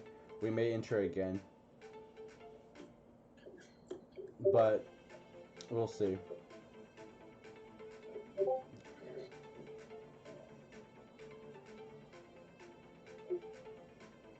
Your cat is definitely a long bias on the higher time frames. 50 minutes, let's look at what the 50 minutes is doing. I want to say liquid 50, it's in the sell zone, so it's a lower probable trade. It's definitely a fucking C setup in my opinion. We're rejecting off this level right over here. Hey, check out AJ and see if you because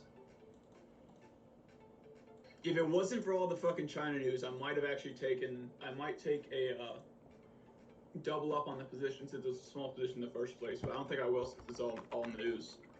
I don't like it. For what? Taking a long?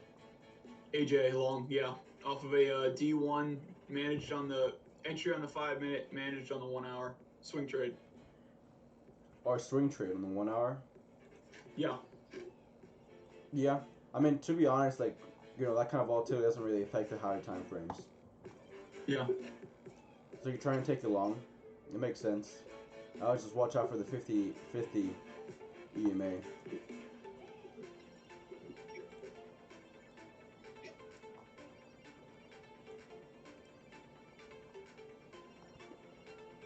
Question is, should I enter on this?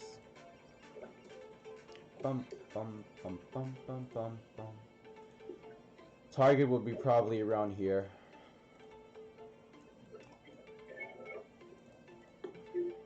$50 EMA still in the right here, so I have to make sure there's enough risk to reward on that. I'm green on all my trades, and fucking EA is finally coming down, so should be a good day. I probably won't wrap up the trading day until tomorrow or even the next day. I'll have to hold this shit overnight, but who knows? It might, depending on volatility, it might move towards some significant take profits sooner rather than later. Yeah. I don't know. In all my back tests, the average trade that I hold it for an average of like 24 bars. So. Ugh. Okay, so if I want to see a clean bounce from the 50, guys. And then once on that clean bounce, I want some clean momentum on that, and then I'll enter. I'm entering probably at 0.5% on this.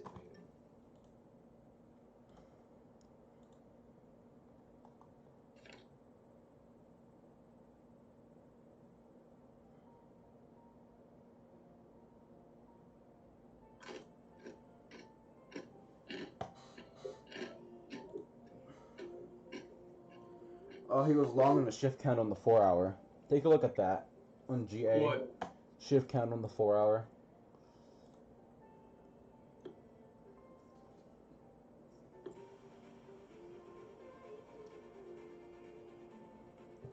It just broke through the 50 on the 4 hour. It's not a shift candle.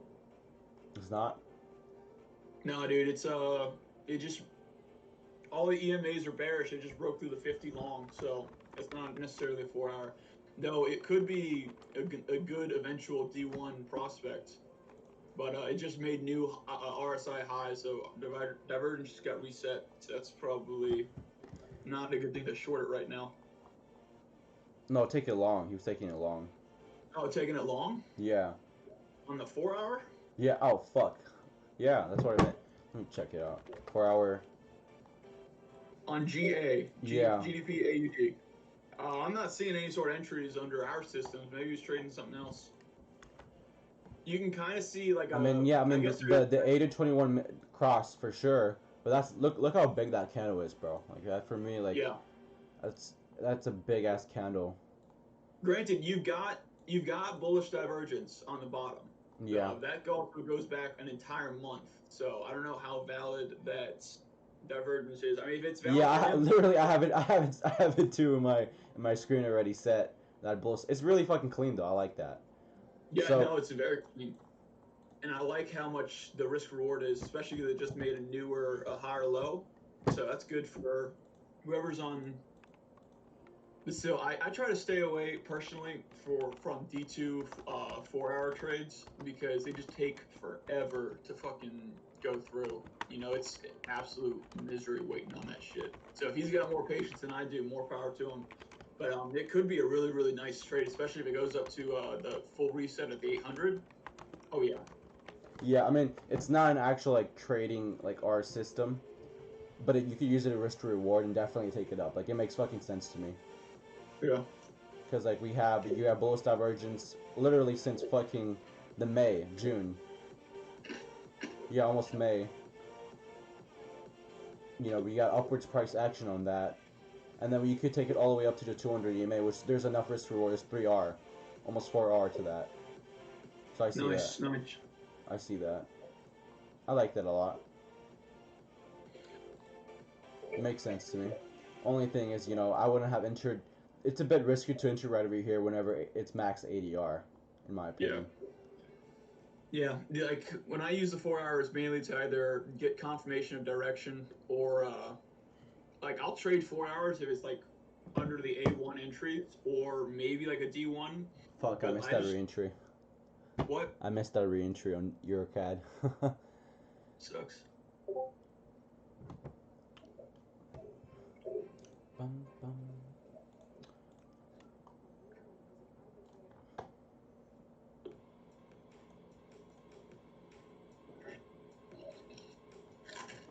Yeah, so Heverly, or I think that's how you say your name. So the stop over here, like technically it'll be at the pin low of the divergence line, but you know with our advanced system it'll be, you know, on the recent high or low. So it'll be like if he was taking a D off, just basically a D2. He could either put a stop right over here or the recent lower, basically the higher low, which is right over here. But since he took it as a shift candle, he will enter right about here. Oh my god. Look at EuroCAD. Just quick little risk reward setups.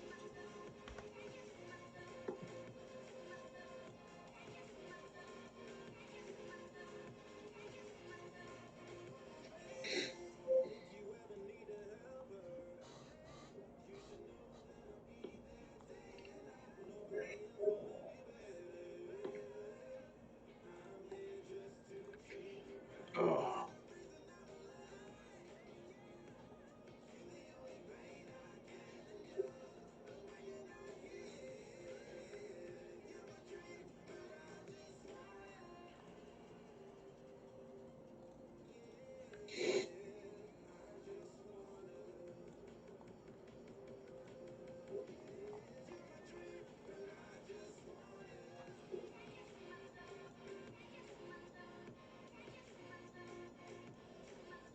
EuroCAD is basic. GBP JPY is going for a new high of day.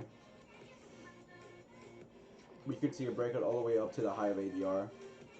Oh my god, bro, just fucking marry GJ already. Delete all other pairs from your watch list. Just become a fucking GJ trader alone. Yeah, I make a holy shit EuroCAD. Fuck. 2R from that other entry that I had from over here that I would have taken that if I. Woo! Shit's flying. From that first like that second re-entry, I would have made like 5R from that. Bit unfortunate, but oh well. You know, there's nothing you could do. So you can see here, it's making structure, so I like that. It's coming from the 800 EMA, so it's off a significant level.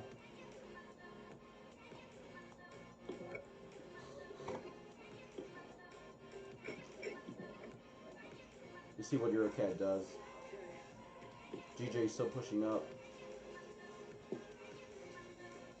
GA.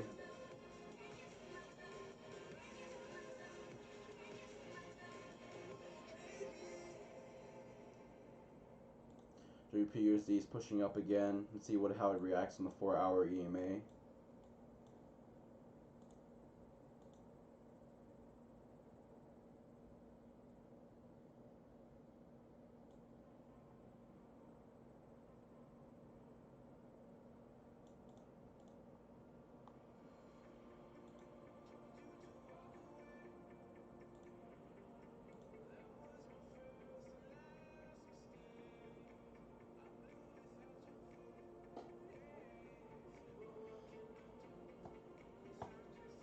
So it wouldn't be a fully 3R G-code just because of the spread, obviously.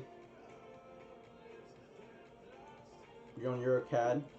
with 3 pips of profit. I mean, this is actually 2 pips. But with spread, it'll actually not be 2 pips. But you could basically get your risk reward really high.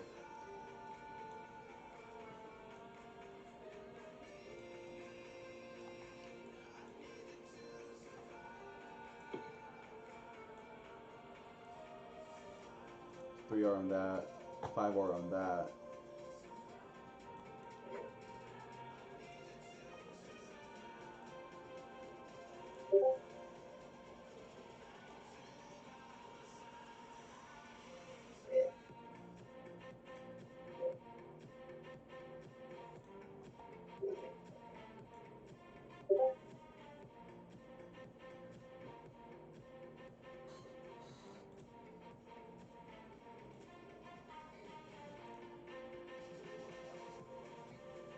So, what like you were saying, Jaco, you may say it's not profitable. Yeah, I agree with you. It's not profitable if you don't have a system, if you don't have risk management, if you don't know what you're fucking doing. All right. It's also just because, I mean, you have to be able to back test like religiously to make a new system. Let me tell you So, something, guys. Like, I fucking back test. Like, you guys don't imagine. Like, before I started becoming a coach, I literally fucking back test 3 to 4 hours every single day, doing 30, 40 markups. Literally over 300 markups per month. Tell me how much. Like, if you guys are doing that work, I put in every effort in my work to make sure that I mastered all the systems and I know what to do perfectly. So it's not I'm trading a different system. I'm trading still the same system, but it's my trading style that I'm using. I guess like the quick risk to reward setups. And it's fucking hard. Like, it was fucking hard for me. Fucking doing 3 to 4 hours every single day. Like, that sucks. And like even right now, even though I'm really fucking busy, I don't have time to do 30 or 40 markups per day at the moment. But it's just all about that back testing. You gotta know what you're doing in the markets.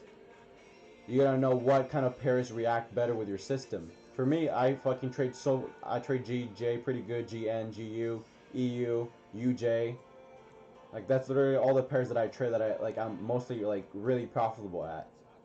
Like, of course I make money in all the other pairs as well, but like with profitability, like what do I make the most money out of? And it's just GA, GU, UJ, GN, EuroCAD sometimes, not really. no, he fucking hates CAD pairs. GPCHF.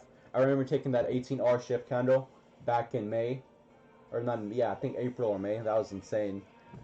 Were you with me whenever that happened, bro? Which one? It was a shift candle in JPCHF. It was insane. I don't recall it, but that probably. I mean, I joined in March, right? Yeah, when the quarantine happened. Yeah. So yeah, I probably with you. I was probably still watching the courses though. But it was insane. It was literally like the one of the best A1s that I've had trading like the system. So like I'm waiting for that kind of like I guess trade shift candle. I could risk like freaking 5%, 6%, and then it just goes 17R. God, that would be insane.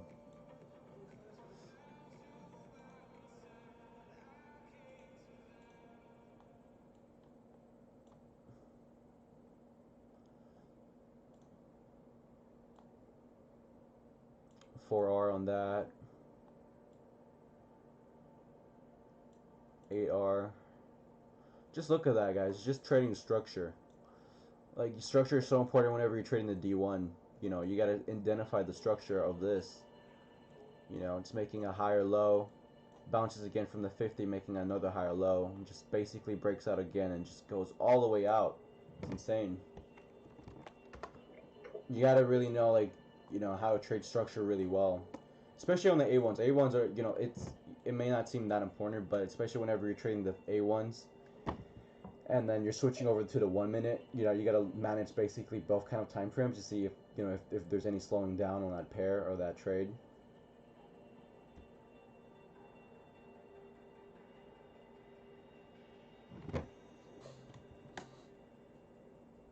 So it rejects off this zone on the 50 minute, goes over here, clean entry right there. There's no A1 right here, but there's definitely a D1 from right over here off the 800 EMA.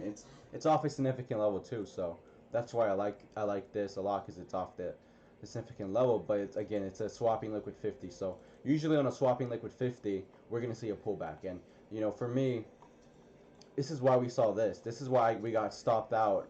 Me and Barry got stopped out in profit right over here, or in break even, basically, because of that swapping liquid 50. That swapping liquid 50 happened right as we got stopped out. So with that swapping liquid 50, with the liquid 50 falling, that's going to create some bearish price action, and that's why we saw this pullback right over here, where we saw this candle basically reject off this level right over here, as you can see from this candle right over here, rejects off this level.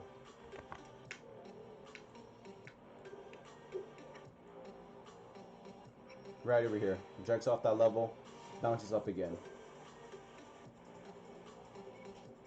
So it's trading both price action and then our system. And now we could see it all go all the way up toward the zone right over here.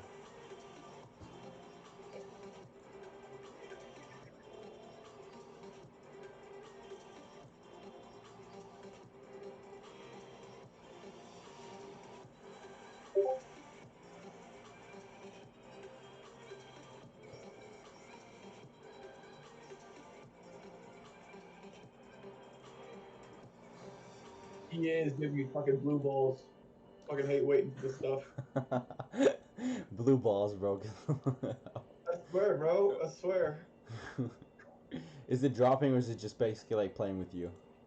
No, I mean it's so when I started watching it at when did I start watching this thing? I probably started watching it at I've been watching the trade for over an hour on the 5-minute chart, waiting for it to break below the. It just made a lower. I mean, check out the structure if you want to. It kind of made a lower high. It's heading towards the direction where I need it to go, but yeah, I'm just waiting for this thing to drop. It better drop before I have to go check in. I'm gonna be pissed as hell if I go to check in and it drops and fucking falls to the floor, and I'm not in it. Yeah.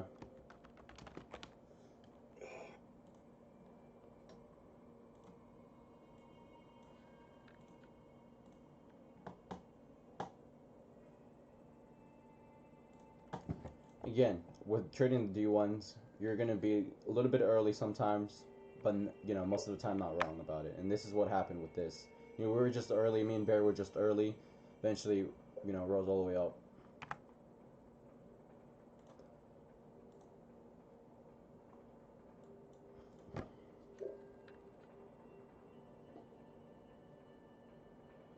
Thank you, Cycle Games. Appreciate it.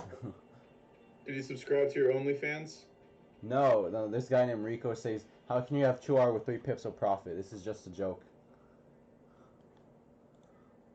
And it's I mean, once you start following along, it kind of starts making sense. Again, like, don't.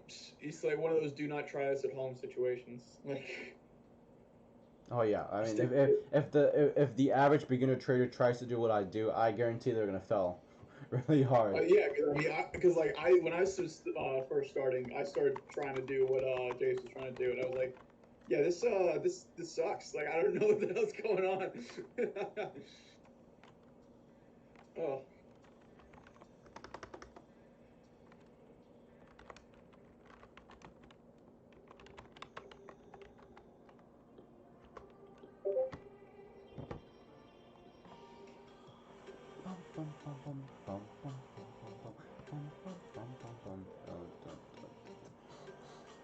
GU pushing up. You said so. Which trade were you telling me to look at? Your AED. Yeah, on the 5-minute chart.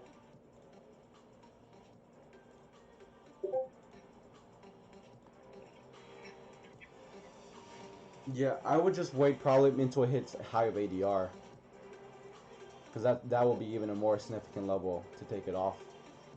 Yeah, high of ADR plus fucking plus the 200 EMA on the 1 hour. Yeah, Oh that's a yeah. nice. I'm gonna up the odds for that for definitely. That'll be a nice little swing trade. Oh yeah, and I'll stay in it probably for at least today. I'll probably see where tomorrow leads if it continues on with this momentum. Yeah. I see it. It's bearish. On the 15-minute, I see it as bearish price action. 1 hour, I see it as, you know, we're just seeing like basically as bearish as well, even though the TDI is in Yeah. it's in the buy Yeah, it's zone. rejecting.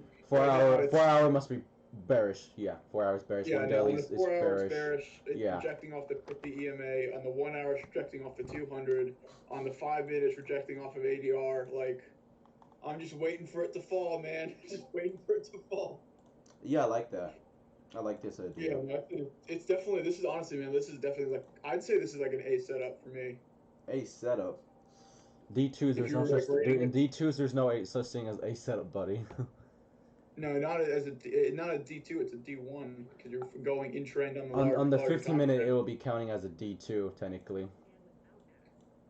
frame. On the Yeah, high I time don't is know, for man. sure. On the high time frames, like yeah, you'll basically it'll be a D1 if you take, but you're finding your entry on the 1 minute or the 5 minutes, so it's an intraday, so it'll be a D2. If you're finding your entry on the 1 hour, like entering on the 1 hour, 4 hour, D2, then it'll be a D1. But since it's off the intraday chart, it'll be a D2. It makes no fucking sense to me, but okay. That's literally, bro. Literally, like Austin, like fucking like 8 months ago, I was like discussing about Austin about like the difference between D1s and D2s on the higher time frames, and Austin was giving me like he was just telling me no, like the higher time frames, like you gotta just know that it'll be like yeah, it may be like long term buys, but it's a D2 or whatever. It's like, bro, how's that a D2? It's a D1. So I know it doesn't make any Yeah, so sense. I disagree. Like, no, if you're managing it on the 1 hour, it doesn't matter where your entry is. It's a D1. Like, if you're in direction of if you're in confluence with the higher time frames, it's a D1 entry. Like, and that's at least in my opinion as a swing trader. Like, I don't know if he says something different. All I know is that it's profitable, and I'm gonna keep on doing this. Oh, just cross the alert. Let's see if it closes beneath. I mean, yeah, man. It's just like for me, since it's off the intraday chart and the intraday chart, we saw literally like a big push up in the last 2 days. I'll take that to consideration, because it is a counter trend from the last 2 days of momentum of price action. Yeah, true. I'll probably just keep the standard position size though. I mean, we've got like God knows how many levels of resistance keeping this thing from going further higher. I mean, at most I'll have to re-enter once it hits the proper ADR. Yeah. But I'll keep that for later. Mhm. But still, like especially as a swing trader, it doesn't get much better than this really. Yeah. And also the other thing is that fucking AUD. Ooh, I need to lock the stop on AUD JPY. In profit. Yeah, dude. Awesome, bro. Yeah, so that is now in profit. 1 second, we lock that stop. GU is just pushing up. GU was JPY. definitely the baby today. What's up? GU was definitely the baby today. Oh yeah. I mean GJ, my bad.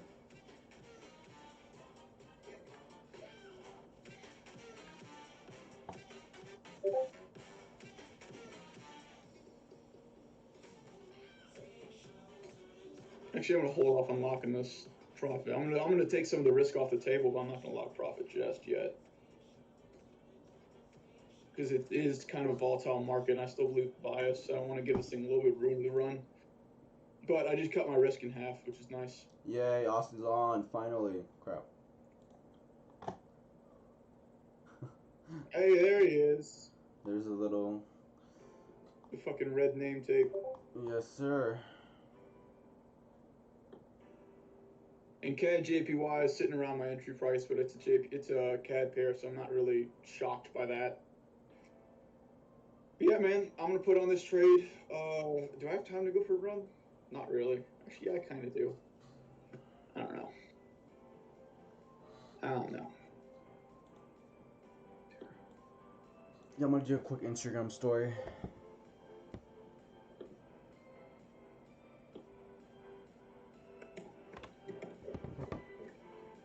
Alright, what's going on, guys? So we took a couple of trades on GJ and EuroCAD. So basically on JPY, I was long biased from yesterday. Like I love JPY. It's basically my money. So from right over here, the first trade, I got stopped out at 0.25%. Then I got stopped here. My second reentry on basically a on break even, and then on my I guess this final entry, I got stopped out into profit, just a little bit of profit, and then basically this is the reentry that I didn't take because I had more than three reentries on this same pair. My rules tell me to just stop trading it, and then yeah, this one goes 7R and fully. So really good, a lot of momentum in JPY. We did take I guess a trade with Barrett on EuroCAD as well, and you know it almost hit 1R. I was about to lock my stop, like close half, but it just basically rejected off this little trend line, and then you know stopped me out into profit. So you know, 1/4% for the day, not too bad. I'm taking it. So I'm taking it for the day. So yeah, just happy for the wins. You know, just you know, even though I could have done so much better today, I'm not gonna like you know basically shit on myself today and get FOMO. You know, I had a good time trading with Barrett, and yeah, we had a fucking like look at this shit. Your cat just What phone we basically looking at went. tomorrow? Your cat basically went 8R. Ridiculous. Would you say? Whew. Hey, check out fucking. So I just entered on EU. I'm sorry, EA, and AJ is just fucking. It's about to hit the 200 EMA right now, on the 5 minute. On the 1 hour, it's hitting the. If it breaks through the 50, it should make it all the way through to the take profit. Fucking sweet. Yeah.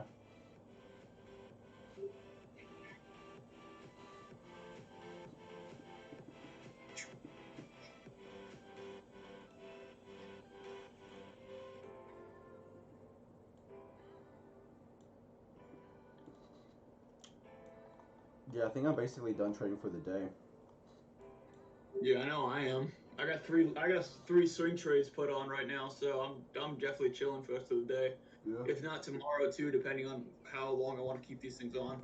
I'm not gonna take more than 3 trades at a time because that's just a pain in the ass to manage everything. Yeah, for sure. Oh, oh man. Yeah, man. I think I'm gonna get off. All right, buddy. I'm gonna lock my stops in the profit and fucking get off for the day. Green for the week. I can't remember if I was. Yeah, I should be net green for yesterday. I'm definitely green today. Let's go. Yeah, you were net green yesterday. What are you talking about? Unless you took more trades. Like I said, I think. No, because I think I fucked something up and I didn't place my stop loss where it was that first trade on GJ. I didn't place. My dyslexic ass switched the numbers, and so my stop loss got hit way early, and so I still break even for the day. But you know, mistakes happen. Can't beat yourself up over it too much, or else you're just gonna fucking hate your life. Hey, you're so green. You're so green for the week, buddy. You saw Oh, your yeah, for Wednesday, sure. Thursday, and Friday. Let's go. Let's Oh, end this week possible, bro. All right, I'll see you later. All right. see you, bro. See ya.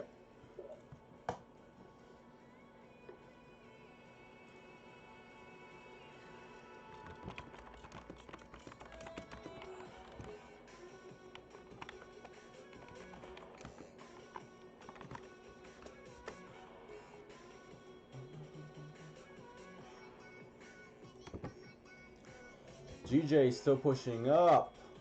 Man, that is such a beautiful baby. So I know, like, from the Asian session from yesterday, bro, like, GJ was just so volatile. I was like, I know I'm gonna, you know, make some money tomorrow. I was right.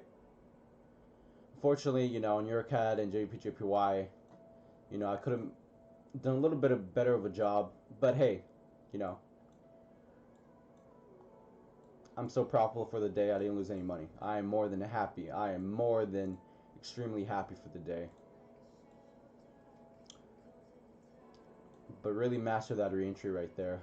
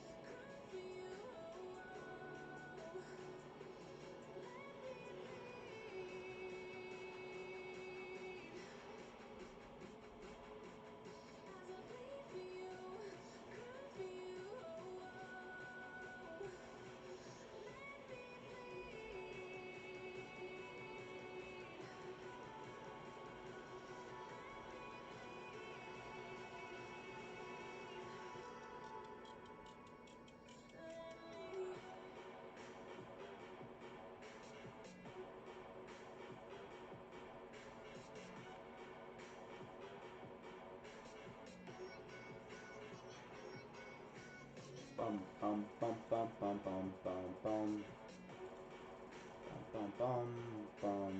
Your cat looks like it's making possible re-entry right over here. I could probably try getting in here, but there's no way.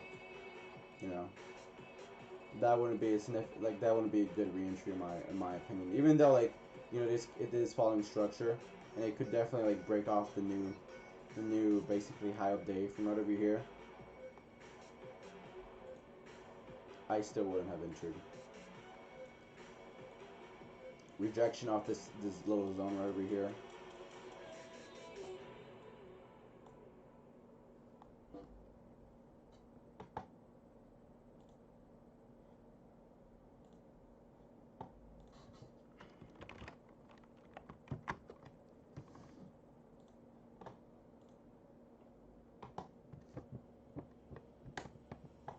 On your CAD, no extra signals to be honest. On a 1 minute, it looks really clean. Still making higher highs. 15-minute, you gotta look for any levels. And my level that I would probably mark up is probably like pivots. You know, it's good. But I am looking at this level right over here, so I will be careful with this. So if we see some kind of like, I guess, pullback on that, I'll be careful. If it breaks the 21 EMA or the 50 EMA on the 1 minute, I would probably try to get out. If it forms bullish divergence from right over here, from the zone, I would probably, try getting out, in my opinion.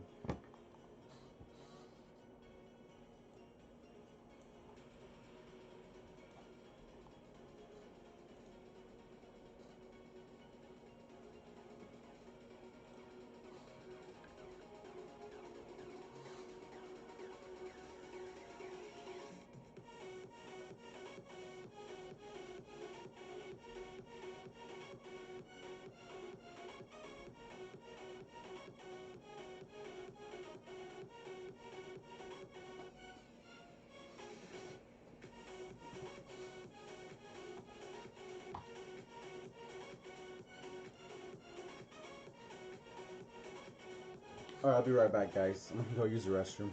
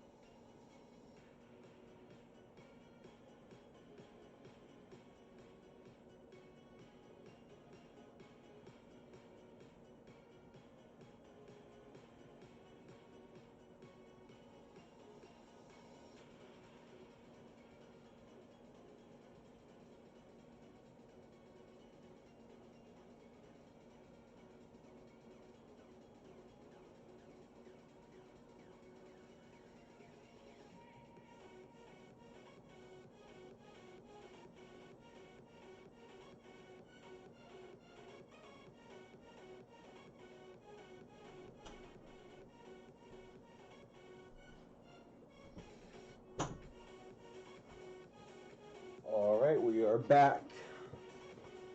Let's see if we got any questions. Nope.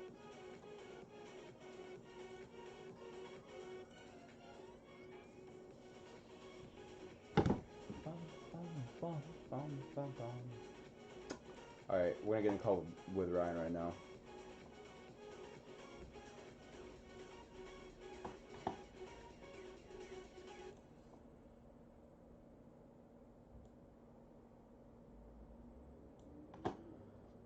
Yo, Ryan, how's it going? Good, and you? Pretty good, pretty good. You're catching that money on GJ today? Hell yeah. Bro, oh my god. I was watching GJ from yesterday on the Asian session. It was so freaking volatile. Like, it was, oh my god. I knew, like, I was long buy since yesterday, and, like, today it just basically, like, exploded. Yeah. Yeah, that push off. So what I was looking at originally was it almost looked like an A1 off of the 50 and off the 21, right? Mm-hmm. The RSI wasn't through, so like, okay, well, let me see if there's a D1 in there. So and then I saw the D1 off the 21 push up or retested the 800, setting that higher low, and then the push off of there, Mm-hmm. and that's when I got in. Mm-hmm. So you were looking basically for an A1 entry No, first. well, when I was just glancing at it, it looked Mm-hmm. like an A1. Oh, okay. All I saw was the push off the 21, and then it was outside the 8, Mm-hmm. but it wasn't an A1 because the RSI wasn't through. But that's what caught my eye originally. That's what got me to like, had I not thought I had seen like a potential A1, which wasn't in the end, Mm-hmm. I probably wouldn't have even. I wouldn't be in this right now. Mm-hmm. Yeah. Where was your entry? 134, 341. Oh, so you entered a little bit about like what time were you? Because for me, like, I didn't catch the like bullish divergence. I didn't see the bullish. I was doing my watch list in the morning, and I didn't see the bullish divergence until you mentioned it in Discord. I was like, oh, I missed it. It's right over here. It's at the corner, Yeah. so I didn't see that. But like Mm-hmm. as And yeah, well, like I was saying, like I wouldn't have seen that either had I not seen the push off. Had that push off of 21 not been desirable for me. Mm-hmm. You know, I saw the move happening. I was like, okay, so now I just need a reason to get in. And Mm-hmm. that divergence off of 200 was my reason to get in. Mm-hmm. So I saw it like push up and then it pushed back down to the 800, which caused the higher low. And then I got in as it broke the 50 and retested it. Yeah. See, oh, so as it breaks the 800 EMA, retest the 800 EMA, and then breaks the 50, you got in right there. So yeah, so I got in at about 4:25 your time. Uh, Because you're in Central Time, right? yeah. Okay, I Yeah, see. Yeah, 4:25. so right there. Yeah, so that's a good re-entry price for me. Um, what I did is basically like I waited. I know like I missed that entry from the bounce of the 800 EMA, but basically I waited for it to bounce to 200 EMA. So that's what it did. Bounces from the 200 EMA. It makes like a good push, like a good bounce. So I make sure once it breaks the 50, that's where I got in. Yeah, that would have been good too.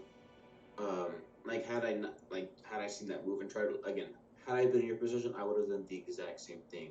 And actually, I nearly got stopped out because Mm-hmm. Brandon and I were talking about it about the divergence. There, I was like, well, as it pushed up, it wasn't quite 1 hour, but I moved my stop up. That like we were talking about yesterday, like to the levels, right? Mm-hmm. So I actually moved my stop to 134.3, and I missed it. It missed my stop loss by about 2 pips Really? before it continued up. Yeah. That's lucky for me. I basically once it reached about 1R, I closed about like a 1/4% or something like that, and then basically I got stopped out at break even. If I held that from the low, I would have been up like what, like 7.5R from now.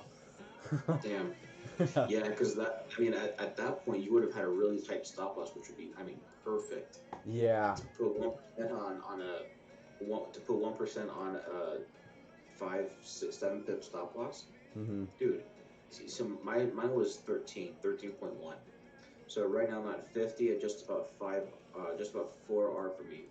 Yeah, I was risking But 7 dude, pips on I'm this up one. like 3.5%, almost 4% for the day just off this trade. I put like 1.5, 1.7 on this one. Yeah, definitely for me. I could have done so much better. I was a little skeptical because again, like we didn't have a lot of pairs on our watch list today, so there wasn't a lot of like, I guess, like everything looked choppy to me. So I wanted to be a little bit careful today, like getting into these trades. But GJ, like if I basically held that first trade, and now like basically waited, and now like got stopped out at break even, it would have made me some good money. Oh, you're not in anymore? No. I got Oh, damn. stopped out in break. I got stopped out in, I think, in profit on the last entry. Okay. Where?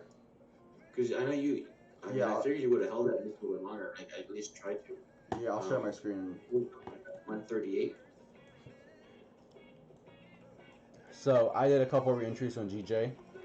I got Yeah. stopped out here with this zone. and as we were basically like price was rejecting the zone that we had from here, just rejecting. I got basically from right over here, as you can see from this pin, I got stopped out of basically in profit or break even or whatever. So I closed like I think 50% right here, got stopped out and break even right over here, and then What price? price where here. What's the price for it? Yeah, right there. Yeah, I can't see it. it's one. You So can. you're on the little portion on my second screen. Oh, it's 134, 390. Oh yeah, and it came back a couple times. Yeah, that sucks. And then basically like I mean it was holding like the 50 EMA really well, as you could see, and like if I held that from that low, it would have like bounced from the 50 EMA, and then I re-entered right over here. Re-entered right over here as it pushes off the 50 EMA. And this one goes 9R actually from my little re-entry. So actually give me 1 second.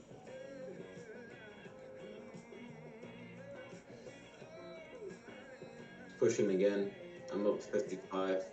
55. Oh my god, yeah.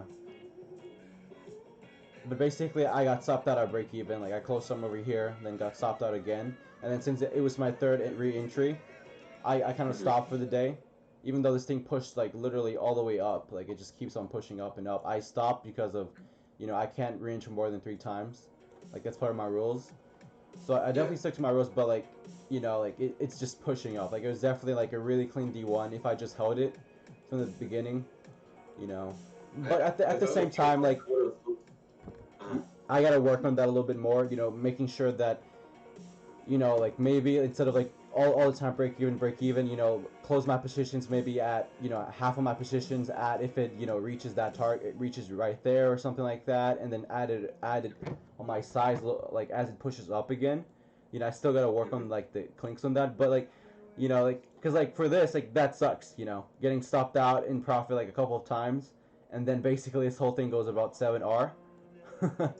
That's insane. Yeah.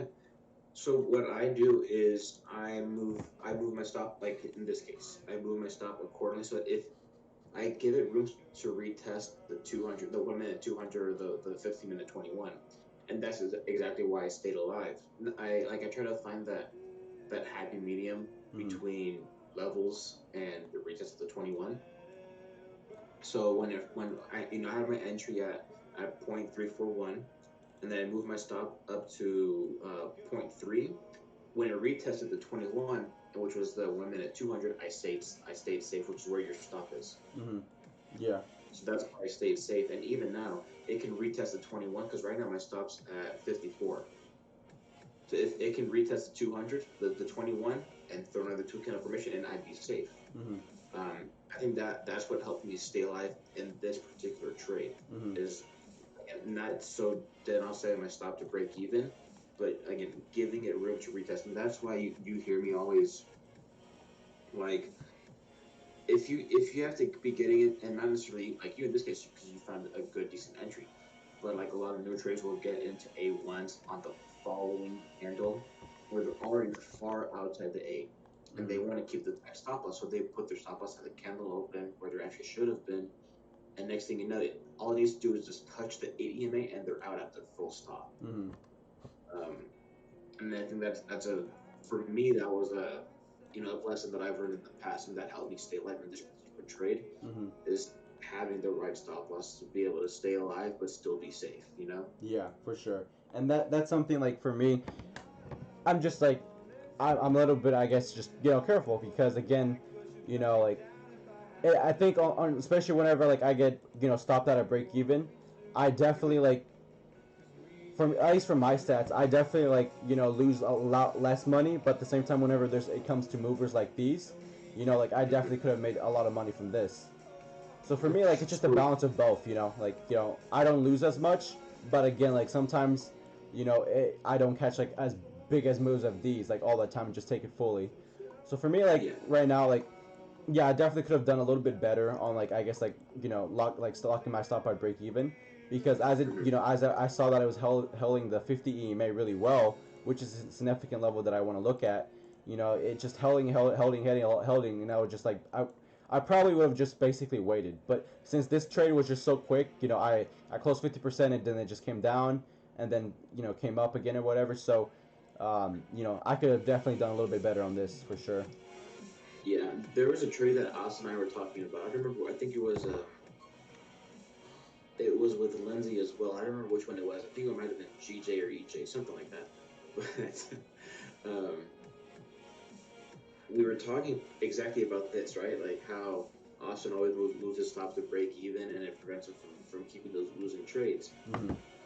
And my reasoning, I guess, on the opposite side was that if I'm able to catch bigger moves, right? Of course, on the high probable setups, and just I'm still mitigating my losses and my stop because I'm still moving my stop up. Mm-hmm. But I'm okay taking a 2 or 3 pip loss if I'm going to be catching 50 or or in this case, actually, I would be okay taking the 4 pip loss on my second half of my position if I'm out here catching 55 on it, Mm-hmm. like I am exactly right now. Mm-hmm. That's what happened. I think it was GJ2 where I put my stop up. I think it was like 2 pips, and it came right down to like -1 pip of profit for me, and then it just shot right up. And then Austin ended up getting tapped out because he had to stop at break even. Mm-hmm. So those bigger winners and more consistent winners outweigh those small 2-3 pip losses. Mm-hmm. Which I definitely like agree with that with you. I guess it's just like the trading style. Like for me, like you have to be comfortable with it, and if you're not, that's perfectly fine. mm-hmm. I think Austin's trying to become more comfortable with it, and if you can't, that's fine. But I'm perfectly fine taking a 2-3 pip loss if 4 out of 5 times I'm going to be catching 4 or 5 R just because I'm just being a little bit more loose with my stuff, and that was your case. Mm-hmm. And that makes 100% sure, 100% sense for me. I guess it's just like I guess like me and Austin are kind of similar in that angle where, like we don't like losing money, we just we rather like me neither. we rather just like protect the capital, the hard-earned capital, like we're so like I guess like pip and dip, like you said, just get your money and just get the fuck out, quickly get out, get in and get out. So definitely agree with you. I guess it's just like everyone has to be a little bit. Everyone needs to better themselves as a trader. Everyone needs to be a little bit more comfortable with trading different kinds of like this, like moves like these for sure. So yeah, that's something I gotta get better at for sure. I also took a trade on EuroCAD, and this one same problem. Me and Barrett were in on a long on this. We were just early, but basically I got in a long right over here. It got almost to 1R, so I was about to close half of it, but it basically stopped me out in profit right over here, which is a bit unfortunate because it was almost at 1R. And I think that it's again you run into the same problem of trying to get the first break of the 50, where this is a perfect example, especially off the 800, right? And for me, I would have liked to see that lower low. I'm sorry, the higher low before continuing on. And actually, I'm not sure how you have your RSI chart, but like that, the very last K right before it pushes up is technically like by like half a pip or whatever. It's the lowest low right there. So I have my RSI drawn to the RSI div line to that point, right? And so like you have it drawn to the second low. I have mine, so mine has a little bit more of an angle to it. And actually, the next highest low, or the next lower high or whatever. Anyways, the next lowest point in the opposite direction is actually for me like a third hit. So can I share my screen here real quick? Yeah. Also get our new music streaming service, YouTube Music. Sign up for the YouTube Premium student plan today and get 1 month free. So when you draw your RSI, right, like RSI low or price action low. So I was seeing this as the price action low because it comes just barely a little bit further down. So I have to have my RSI line come into right here, and this lower high or whatever, higher low, actually comes right here. The RSI comes right to that point right there. So for me, this would have been the last confirmation to get in, break, retest. I probably would have gotten in around here, deal with a little bit of down drop, and then move up. Yeah, for sure. And it's just like, again, with stuff like that, for me, like, it's just, I guess just for me, like, with that, whenever it breaks the divergence line right there, like, as price goes down, yeah, like, for me, like, personally, yeah, price is moving up. You can definitely see that on the RSI. RSI is moving, like, upwards with that trend line. So I agree with that. But for me, like, I personally wouldn't grade that as a divergence line because it breaks the divergence line. But I definitely see, like, the trend line. It's following that trend. It's respecting it 100%. So I definitely see that. And from that low point, from that second lower high right there, you can clearly see that, it respects that. It respects that low on that trend line. And then you could clearly say, oh, okay, so once you see that respection, we could see, like, a bounce from that, and that could be like the confirmation that the price go up. So I definitely agree with you with that. But for me, like, that wouldn't be kind of like a divergence line, in my opinion, in just my opinion. Well, I think it's, let's address that here real quick. So the divergence is, in this case, would be RSI low to price action low, right? Yeah. So that's the thing. You can't just draw the divergence line where it fits, because it oftentimes is going to break like this here, but this is the price action low. So if we're drawing a line from RSI low to price action low over here, it's pretty much the same price here for 4 minutes. This is where it comes to. See what I mean? So this would be more like a trend line, but this would be the div line because this is coming down to the price action low. Right over here. Here's the divergence line right there. I would have counted that. I mean, a divergence zone. That's what I would have pointed out in my end. And then, yeah, I clearly see what you're saying. Yeah, you see, price action, the price action low on that, and then the RSI, it's not making a new low on that as well. It's not making a new low, so you wouldn't count that as a divergent line. You'll count that as a trend line. Yeah. So what I would have done is this would have been my divergence line just how you have it, but as price makes a new low, I would then redraw it to this. Does that make sense? Yeah, that makes sense. Because now it just made a new low. Yeah, I guess that for you that 100%, yeah, that makes sense. But for me, like, I see once, like, for my personal opinion, like, I see as the RSI breaks through the divergence line, yeah, it's gonna respect it for sure. But I wouldn't mark it as an official divergence line because it breaks it. But it 100% respects it. I've seen a lot of back testing on my end where it respects it. It breaks the divergence line, but it still respects that upward momentum or downward momentum, whatever the line is doing. So makes sense, 100%. And that's fine. And that's what got me ultimately into, well, not necessarily here. I think that's what got me into GU yesterday. Was that pretty much that same setup? But I mean, for me, that's how how I always draw my divergence line. And you'll see Austin does it too, where it'll just break it, but RSI still making a new low. And even again, just RSI low to price action low. RSI is making a new low. Yeah, that's what. Yeah. So I mean, you mean RSI is making a new, like, I guess, higher low. So like, as price is falling, RSI is making a new higher low. Correct. So that's exactly what divergence is. Yeah. So just I want to match up those lines, not just where it best fits. And that's just me. I'm going to be a little bit more. I'm okay seeing it break because it's not a trend line. It's a divergence line, and which for me, it's those 2 points need to match up. So yeah, here and here. That's interesting. Yeah. For me, at the RSI low, these points need to match up, right there. Mm-hmm. That's not just here because it fits better, when this isn't the price action low.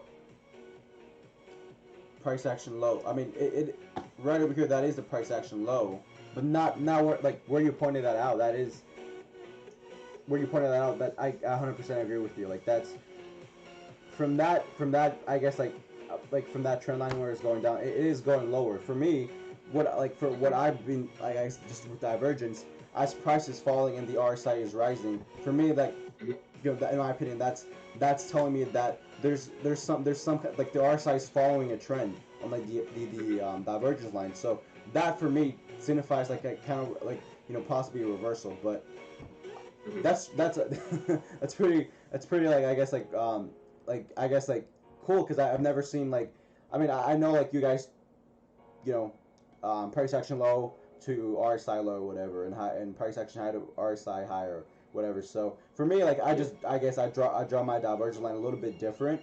I just draw like basically if you think about it like divergence it's basically significant like telling you like there's gonna be maybe a change of direction on price. So whenever you think about it with like the RSI and then the price action, if there's a I guess a not of a confluence of what it's doing, a divergent, it's going a different direction. So as prices, I guess it's falling. It's making a higher, it's making a lower low, and then as you can see on the RSI, it makes a higher low. That for me that's significant. Even though it doesn't match up on the divergence line, it tells me that there's possibly a direction of I guess possibly a change of direction, in my opinion. But that's fucking yeah. That's something. I mean that's exactly what divergence is, and that's not what I'm saying. What I'm saying is that these points need to match up for the divergence lines. And I see the trend line. That's because I draw divergence line trend lines on the RSI all the time, and I've seen it work. You see RSI respecting it, but then you look like at I think it was CHS JPY. I think Brendan was looking at this, and this is a perfect example where you can see price actually making a higher high, RSI continues further, but it still breaks over here. Technically, it would be drawn right over here, right? Or no, it'd be over here, right there. Yeah. That's the RSI high right over there. Yeah. So I had it drawn differently, but I mean, perfect example right here where it continues further, and again, we're on the same page for what divergence is. It still respects it, Yeah. Yeah, 100%. You see those trend lines, but all I'm saying is just where divergence is drawn is I think something that just needs to be touched on a little bit because there needs to be that consistency, especially again, and I'm just drawing it the same way Austin draws it. It's these 2 points need to match up, even if it doesn't look as pretty on the bottom, right? Like what was it, GCAD or ECAD, right? Yeah, for me it's just structure. Like I'm looking at structure, some kind of structure, because I trade mostly on structure.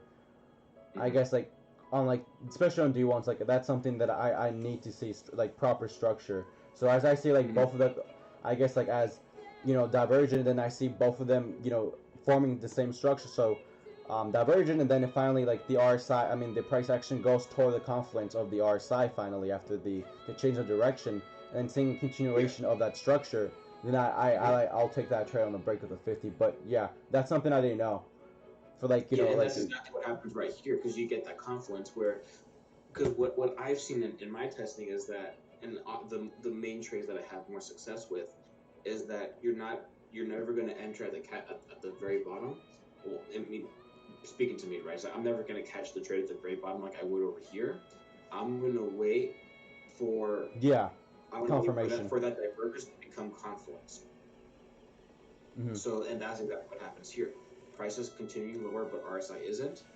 And now these 2 points are matching up here as they're heading in the same direction. So now here's where I would get in. Yeah. Does that make sense? Yeah, it does. Cause for me, like of course I never trade the first break of the 50. Like very rarely will I do that, unless I'm scalping real quick. But for me, like whenever I was trading EuroCAD, like I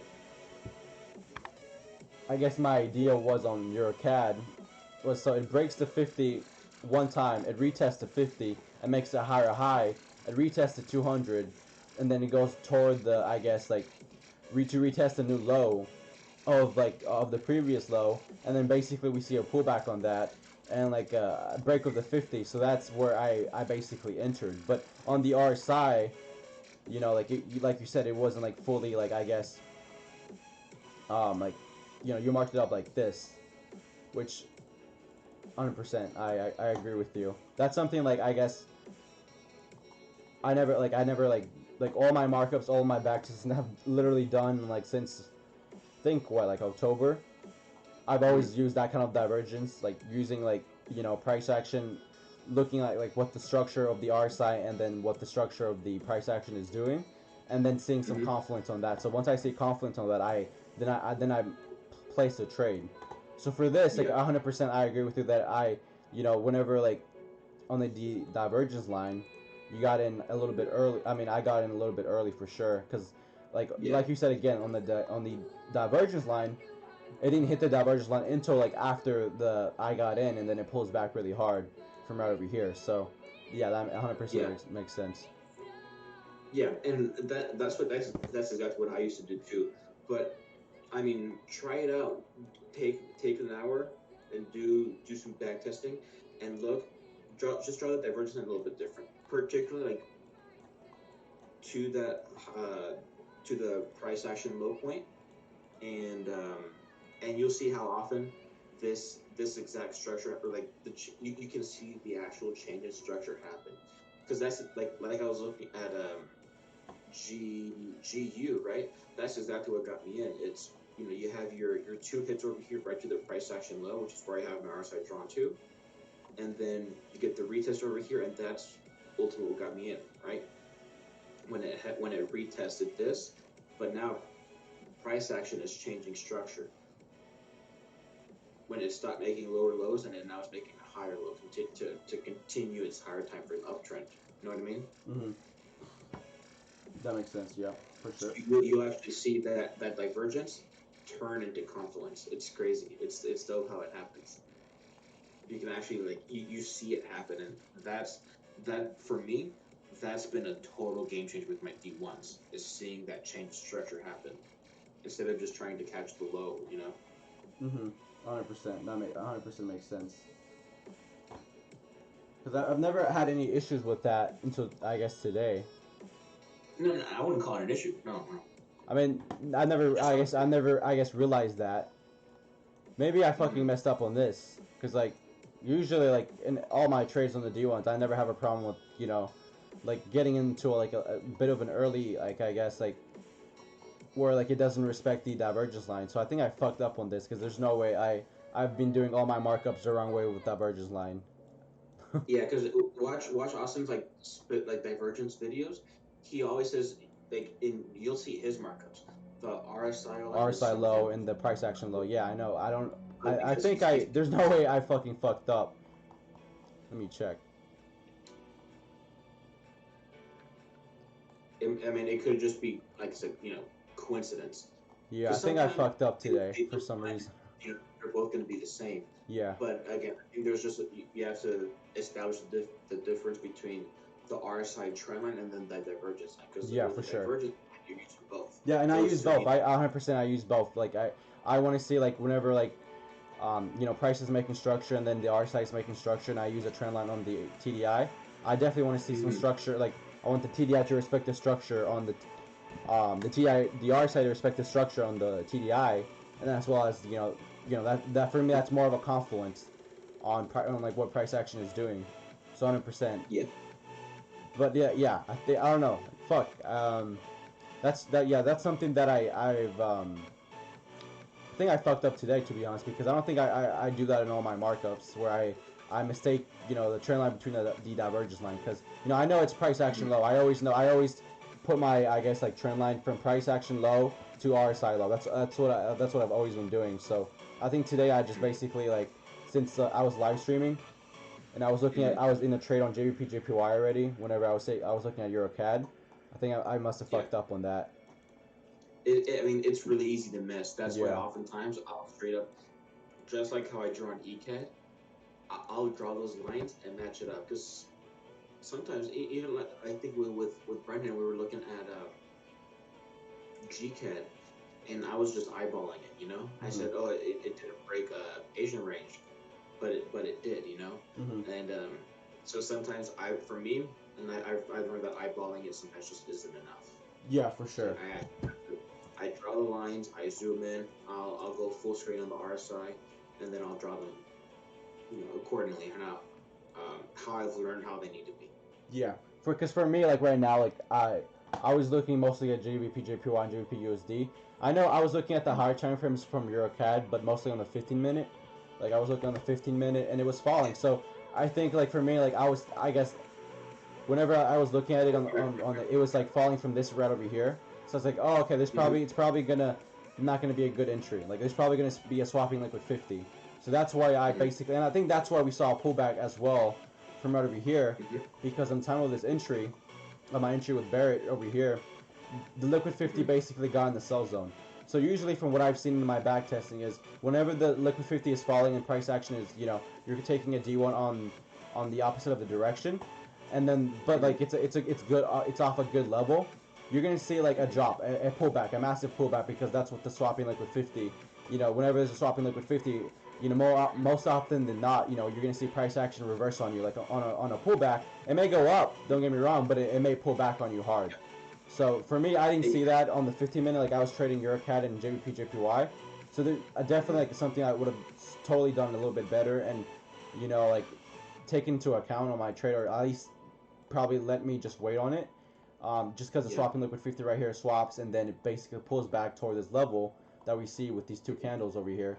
This wick, goes to this level. This wick, so respects this little level right over here. So for me, and that's why yep. And like it broke and retested the 200 too, and that's when like I not wait for those levels, and sometimes it means that I miss out on the trade, and that's perfectly fine. Yeah. But I know I'll be a lot more comfortable waiting for that extra confirmation where I can get a maybe not a better price, but I can surely have a better stop than at the price action low. Maybe not a tighter stop, but you know, I have more confirmations where I'm okay not getting a better price and maybe dealing with a higher stop. And then again, having a bigger risk. Trade. Yeah, for sure. That's literally that's with me too. ECAP was one of the three on my list, so like I'm not knocking the trade. I think it was a really good idea. I think I hit GJ pretty well, and I'm perfectly fine with it. Yeah, because for me, I didn't take these re-entries because I was still in GJ. I was looking at GJ, but basically from this re-entry 8R, this other re-entry 4R too. So yeah, it's ECAT really pushed higher today. So yeah. So yeah, definitely a lot of things that I could have done better on your CAD, like manage it way more. I'm so new to live streaming, so I need to buy some couple more screens so I can basically look at my charts and manage the stream at the same time. Because like I guess like just doing a couple things at once. I'm not managing my trades as I should be, like as well as I should be. Because swapping liquid 50, I should look at that in 1 minute. And then like today, like since I was looking at JPY JPY and Euro USD, I wasn't really looking at Euro CAD because whenever I was doing my watch list again, it was falling really hard, and looked like it was almost on a swapping liquid 50.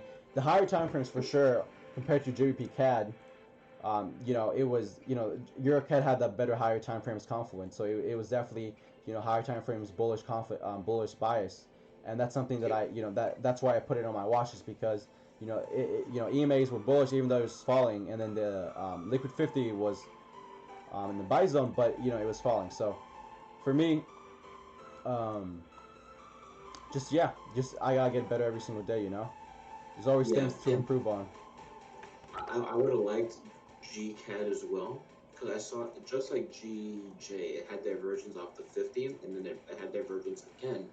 But when it pushed down, once I was already in GJ, and it pushed down where I think where you got in, or you either you got in or I think you got in there, where I almost got stopped. On your CAD? And that now became the lowest low of the divergence of the RSI. So I was like, well, GCAD's out. I mean, it was good to watch it, but yeah, for me, on GCAD with the broken divergence. Yeah, for and me, you can trade it, yeah, that's debatable. Yeah, that makes sense, 100%. GJ broke the divergence line though. It made a new high on the RSI. Yeah. What do you have your divergence line marked up? Because I haven't read it. Actually. Price same thing, but the RSI made a high, so it's no longer divergent. Yeah.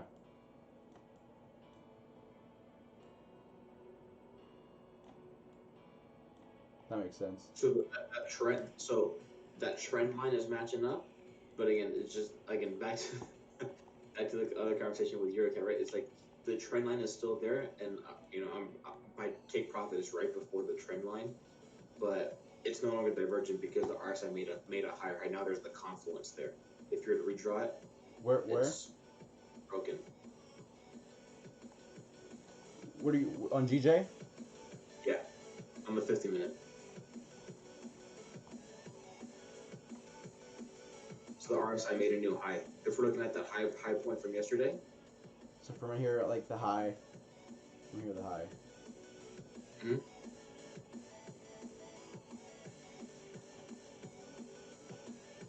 Yeah, so you were fine with your previous line, like as a trend line, but divergence.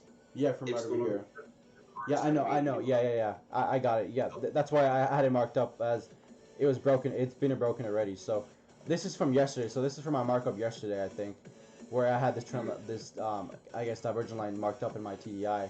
So I knew that it was already broken for sure. That's why I put it in my watch list. Because it broke through that. Like I put it in my watch list. It broke through the divergence line, and then EMAs and high time frames confluence. What is it like? I put GJ. Actually, no, I put GCAD actually. So I put GJ had like same thing as yesterday. From yesterday, we were, I was taking it long, but it was really choppy. So I had to take that into consideration, where like it was chopping off this level, and it pulled back toward this level right over here. And so I was, as we were gonna push it all the way up, I was, trying to, be a little bit careful because, there was choppiness from yesterday. Yeah. So I wasn't sure if we're gonna see like, I guess, more choppiness continuation, or we're gonna see like a clean breakout like we did today. You want to see some 15-minute? You want to see some 5-second divergence? Sure. Let me see. Can you put my screen up? You got it right there, right? Yeah. So we're at the like pretty kind of the 50 EMA right over here, right? As I'm seeing it. Mm-hmm. I'm not gonna consider a re-entry on this just because I just want to see if it works and see if it's gonna continue up. Just because we got our first bearish candle here, bearish 15-minute candle. RSI low range. Well, these two pretty much matched to the price action low right over here. So there's a div line, and then let's see if we can break the 200 and continue up, or maybe it just doesn't and continues further down. Mm-hmm. I'd like to see this actually. And unfortunately, on FX trade, you can't get that. You can't get 800 EMA, so I can't see if it actually touches the 800 EMA, which kind of sucks. Yeah. The most you can do is I think it's 500-day EMA. Really? Huh. So RSI lows are just going to modify the endpoint. Yeah, this one might not work just because even the 15 minutes is just so oversold. I might not even be divergent anymore. Yeah, looks like it. And again, this is where you just have to redraw the divergence line because even keep though on drawing it, you have to keep on drawing. For me, like whenever like for me, like I'm not gonna draw the divergence line unless I see a pullback on that line right there. So if I see a pullback, then I'll redraw it. Yeah. Yeah, until it starts reversing. Yeah. But here on the 1 minute, it totally broke the 50 EMA. Mm-hmm. I might even just start pulling it completely. Just because I'm at 47 pips. I'm not going to complain about, 15 pips. Where's your like stop loss or like, break even stop loss or like, where'd you put your stop? My stop loss is at 54. Oh, okay. Oh, so you still put it like you made it to have a lot of room basically. Yeah, so it's still, it's 20 pips of profit, but it can literally come down to the 21 and continue forward and I'll still be alive. Mm-hmm. It's like 40 pips off high of ADR, right? Like 30 pips, maybe 30 pips toward ADR. Yeah, I'll say. And I'm just a little bit more conservative with my stop loss, with my take profit.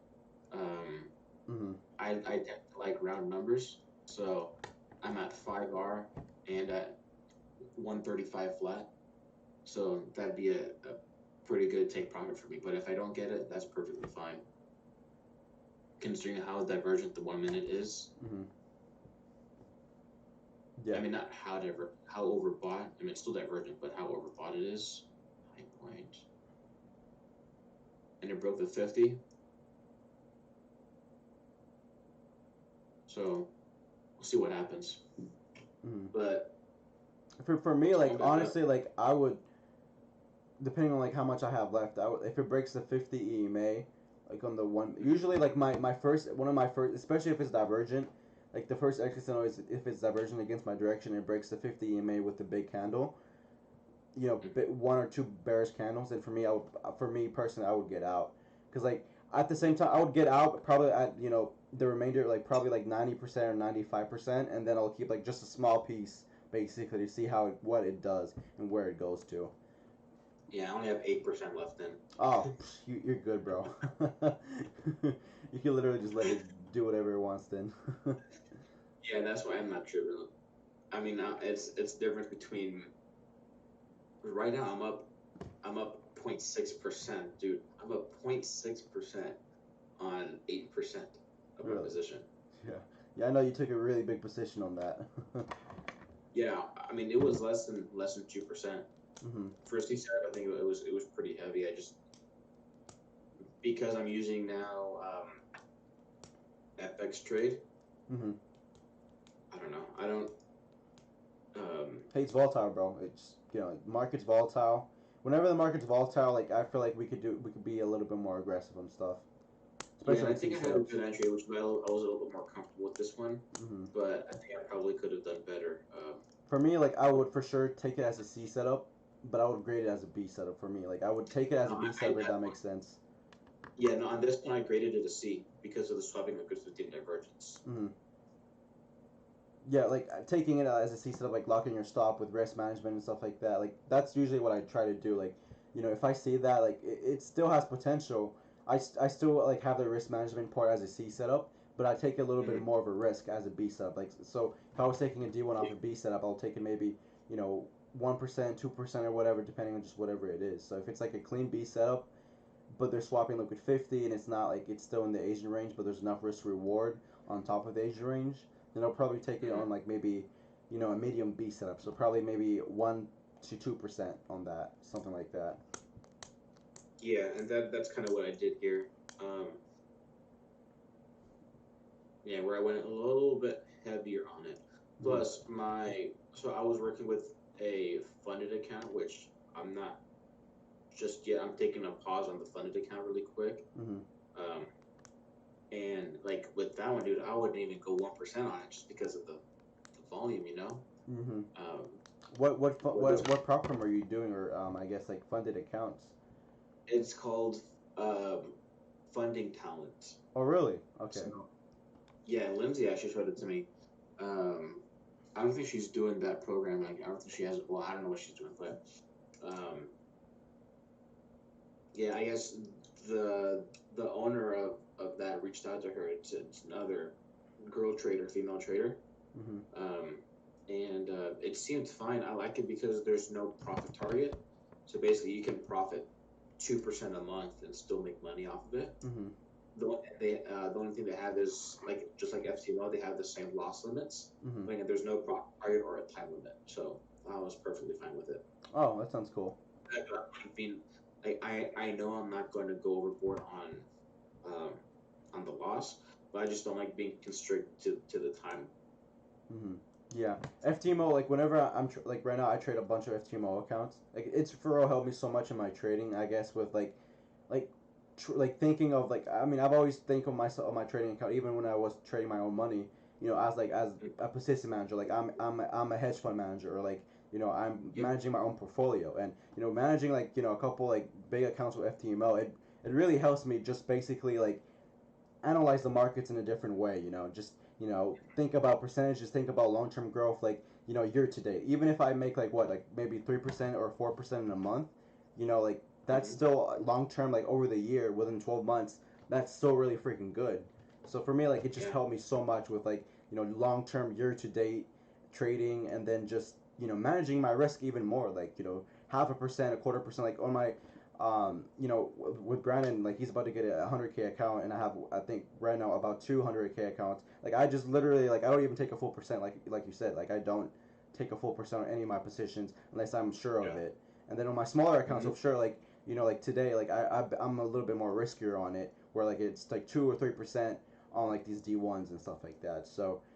But it definitely helps. Like if like for a lot of people watching this in this live stream, like I would recommend like going on those like free trials on FTMO, like and just doing that because it helps you a lot. I guess like you know demo trading, like it's a demo trade, so you're not trading a challenge or whatever. It's just basically a demo where you know they give you like you know $50,000 and they have like I guess metrics and it helps you out a lot. You know it helped me a lot you know in the beginning. So yeah. And seeing that big money hits different too. 100%. Oh yeah. That big money looks different. You act totally different looking at big money than $1,000 account. You do. Yeah, and I was like overwhelmed initially. I was like, and I would be like, you know, and when you're dealing with that much money, you know, you're dropping like, you know, full lots, and I was like, let me put a half lot real quick. Yeah, in the beginning, it was definitely fucking hard. Like for me, like I basically just like now just it's the money. Like I don't see the money part anymore. I just see percentages. Like I basically like challenge my mind to close the money part and then just think about percentages, and that's helped me a lot to not feel overwhelmed and not like you know like think about oh my god I made a I made like 1% today or like a freaking 1,000 or whatever. Oh my god, like I could buy literally like fucking like 40 new sneakers or something like And for me, and I don't focus so much on the gains. My thing is, I like psychologically, I tend to focus a lot on the losses.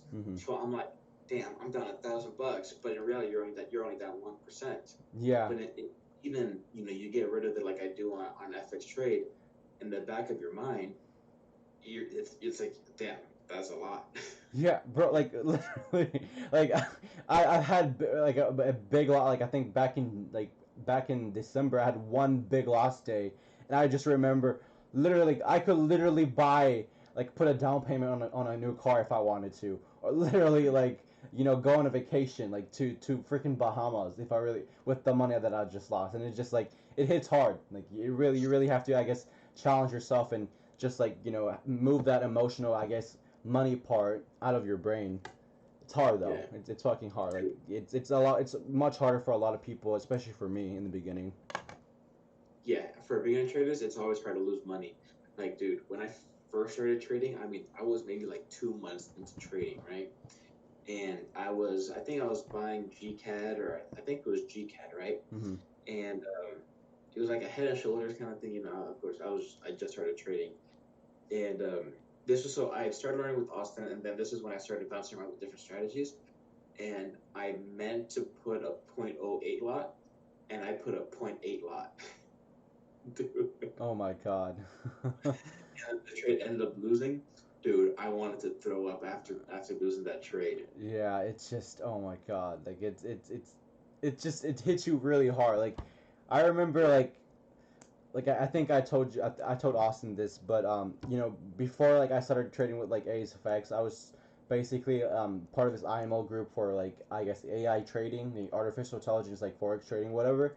And like I was managing this 100K like this 500K account. I think I showed it my Instagram one time, and it was like you know I was managing the softwares in this account, and literally one day whenever the Fed cut its rates like last summer I think you know, the first time the Fed cut its rates, like the market just went crazy, and like literally, like you know, his whole account got blown in one day, like 500K. Now that for me was like that.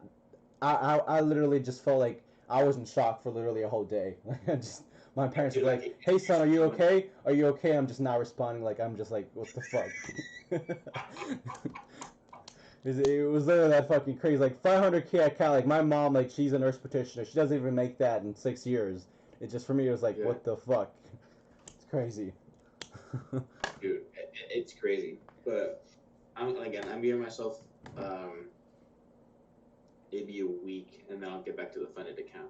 But it's always not nice to have like a mental kind of a rest on like I guess especially whenever you're doing a challenge because you know I forgot which one of the students that one of my students like they're actually like doing a 100K FTMO account or no it's not one of my students it's like one of the, I guess, affiliates. They're doing a 100K FTMO account, and it just fucks with them so mentally because like like you have to pass Yeah. this challenge or you're gonna lose that I guess like that the money that you put in, and then as well as like like it's just like it's not like demo trading. It's a much worse than demo trading. Like it really fucks with your psychology. And I think FTMO does a really good way of like I guess like challenging the trader because like even though it's not real money, like but it really affects the trader mentally, like with psychology and stuff like that. Like it's just like And that's why I like the one I'm doing better is because you don't have the challenge. mm-hmm. You still have the same loss numbers, but you don't have that profit target or the challenge.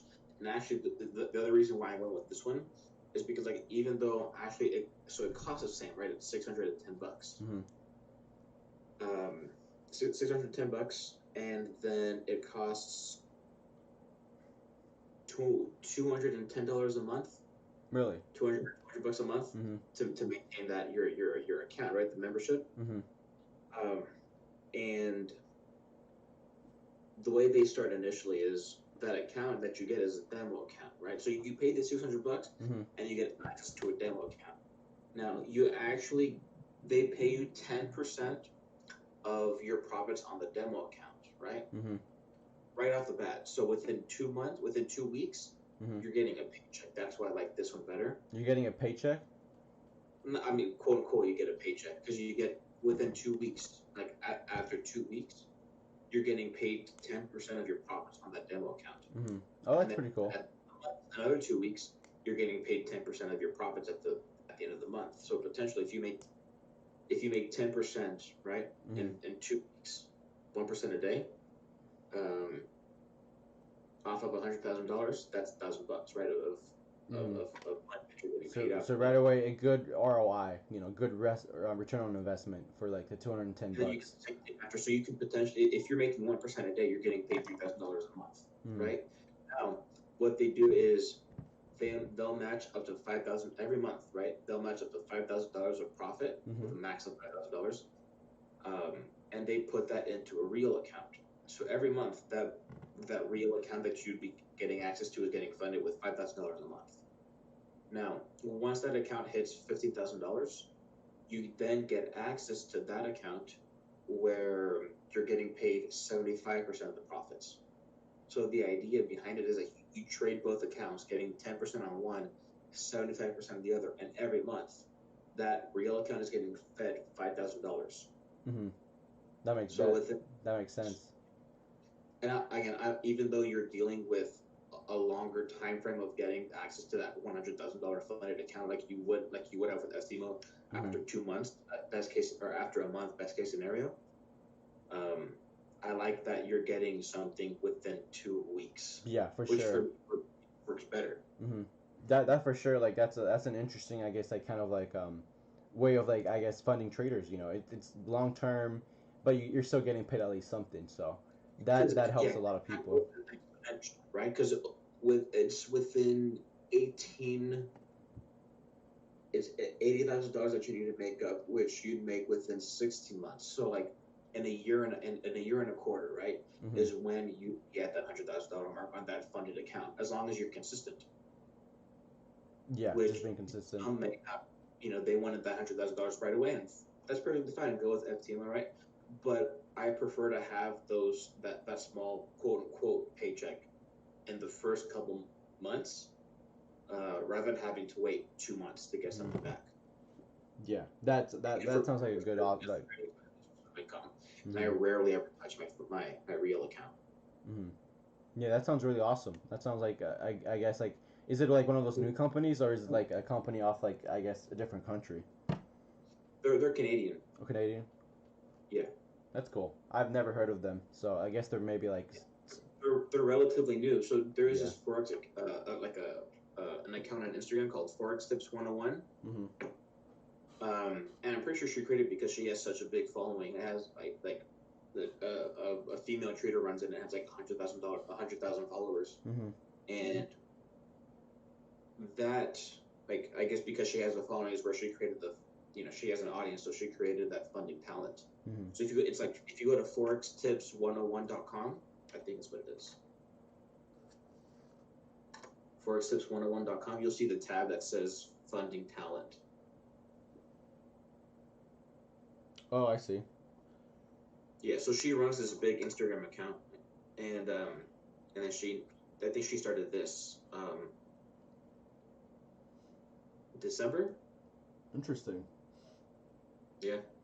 I wonder how she gets So, her, I guess, the investors. huh? I wonder how she gets like the investors, like the actual like 100Ks.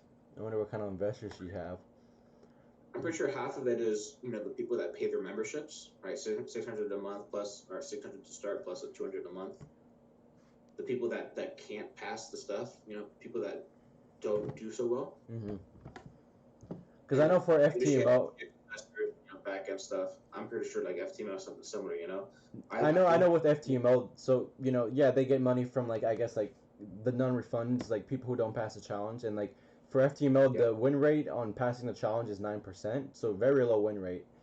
So yeah, they get a yeah. lot of money from there, but they actually have investors like that Mm-hmm. give them the money. Like they get investors like accredited investors, proper investors that give them Mm-hmm. basically like the money for the traders to trade. So they actually don't even put any money into like I guess the like I guess for traders to trade. Like they literally put no money right now. They just literally make all their money on the profits. Like they Mm-hmm. take like about seven, like what is it, like um they take about So, 10%, around 10%, 10 to 15, 20% sometimes, and then sorry, my mind is fucking blown. Like I don't even know. I work with them, and I don't even know how much they take. yeah, But it's basically, basically like that. they take that off, and then they get the monthly memberships off that as well. So I know from like Mm-hmm. the Reno, the co-owner of FTMO, he makes all their money like off the withdrawals, and then as well as the membership fees, like the $600 or whatever for the Mm-hmm. accounts. Mm-hmm. And she might have some too. But another theory that I've heard about a lot of these is that they have like trade copiers for the successful traders. Oh yeah, for sure they do, 100%. FTMO, I know they for sure they do. They have literally like a bunch of, I guess like algorithms, knowing Yeah. like what these profitable traders are doing, like their strategy or their system, and they basically just Mm-hmm. copy it into a kind of like an algorithm Sure. or some kind of system, and then literally Yeah. like if they want to, they could just like literally like make so much money from those algorithms because like they're just like basically from like the best traders. to Yeah, exactly. So I'm pretty sure they do the same thing. Plus, she's a trader. I know Austin actually. She reached out to Austin too for like a podcast or something. really. And Lindsay too. But I liked it, and again, I like that immediate payout kind of thing. It's definitely gonna like I guess like a lot of people are gonna love that because with FTMO like you won't even like some people don't even see their withdrawals until like 2 months, 3 months, 4 months, And that's best case sometimes scenario. never. Some people, no, what, 90, 9%. 89% of the people never see a payout. Yeah, it's crazy. It's whenever the markets are really volatile, it goes up to 15%, around 15 to 16%. But like Mm-hmm. it's still like the challenge is still fucking hard for a lot of people. Even though they Yeah. give you like a refund, like they give you a free challenge basically, and then like if Mm-hmm. you don't break the rules, and then they also give you a refund on like the Mm-hmm. cost that you get if you get if you pass the challenge. But still, like Mm-hmm. a lot of people just like it's hard. It's really fucking hard for some people. Especially like I Oh get a yeah. lot of people on Instagram DMing me like they're just trading FTMO accounts without no proper strategy. Like I'm like, come on, dudes. Why Like would you throw away your money like that? I know, yeah, you're just basically wasting money, more money, more money. It's like I failed 5 FTMO 100K account challenge. What am I doing wrong? You're not trading a system. Well, That's first what. of all, you're trading FTMO with not knowing what you're doing. Exactly. Like yeah, you shouldn't be trading. Like I know like the owner. Like the people in FTMO tell everyone like you shouldn't be trading with us or challenges if you don't know what you're doing. You don't have a profitable system or strategy. Because that's the whole point. Is like they're funding profitable traders, not hey, I'm starting to learn. Let me pay $600 every time that I fail. Yeah, it's enticing for the beginner trader. Oh, if I get this challenge, I get a 100K account. I'm gonna be rich. It's so enticing for everyone. This is why people fell. Yeah, it's crazy. I don't know how some people can do it. For me, like if I was Well, beginning to trade, I'm like I can make so much money off trading, and I see, oh, if I pay $600 and I pass these few challenges, I get $100,000. Let's go. For sure, take my money. yeah, man, it sucks because people can be. I think oblivious is kind of it's a tough word to use in that case, but it's kind of what it is. It's like, come on, dude. catch, catch what we're throwing over here. Exactly. It literally exactly. But I guess it's just like people are going to be stubborn everywhere, so they'll have to Yeah. learn the hard way. Everyone learns the hard way if they're somehow. 100%. I think I'm gonna move my stop over here to on GJ to like 77, 76 hmm as it starts to move up. So that if it comes back down, it's like I don't want it. I got I'll move you. to 70. Well, Ryan, appreciate the call with you. I think I'm gonna end my live stream soon, just because I gotta continue. I gotta do some work. But I appreciate it. Yeah, Appreciate helping everyone out, like with the GA trades and E cat trades. Hopefully, some people found like a lot of insight with that, because from yesterday, a lot of people love that. So yeah, man. Just hopefully you don't mind, getting on a call with me, like, whenever there's trades like this. So appreciate it, yeah, bro. dude. Yeah, no problem. Thanks for having me on. Awesome. Have a good day. All right. I met you too later. Later.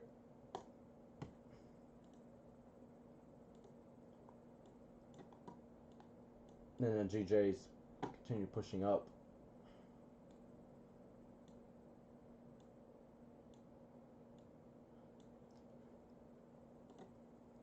And then I was looking at EuroCAD. Let's see what EuroCAD's doing. Yeah, it's still pushing up as well.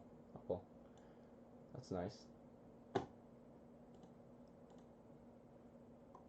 Any questions? No questions. All right, guys. So I think I'm gonna be ending the stream.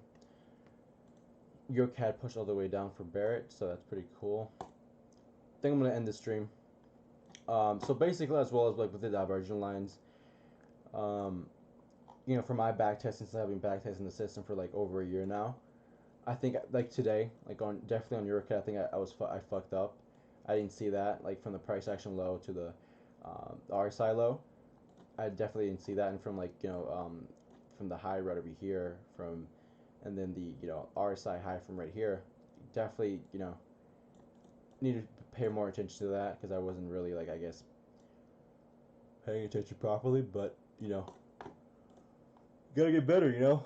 I wasn't really focused today 100% on the beginning of the live stream, because I was looking at mostly JPP, JPY, and JPP USD, because I saw divergence again.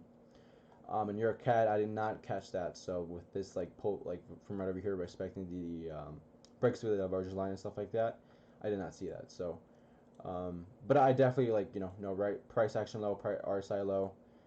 And then with EuroCAD, like with the swapping liquid 50, it pulled price all the way down. I didn't see for whenever I was managing this with Barrett, I did not see the pullback on the 50 minutes. So that's probably, one of the things that fucked me up a little bit whenever I took this trade. But hey, even on loser trades, even though like on super trades like these, like I didn't lose money. I didn't lose money today, and I think, to be honest, that's most important as a trader, as a profitable trader for me, trading for like over 3 years. I did not lose any money today. I actually made profit. I made a 1/4%. So like I'm not gonna shit on myself saying I need to like become better and better and better. Like I did not, like, the point as a trader, your main objective as a trader should be not to lose any money. And not only did I accomplish that today, but I made money today as well.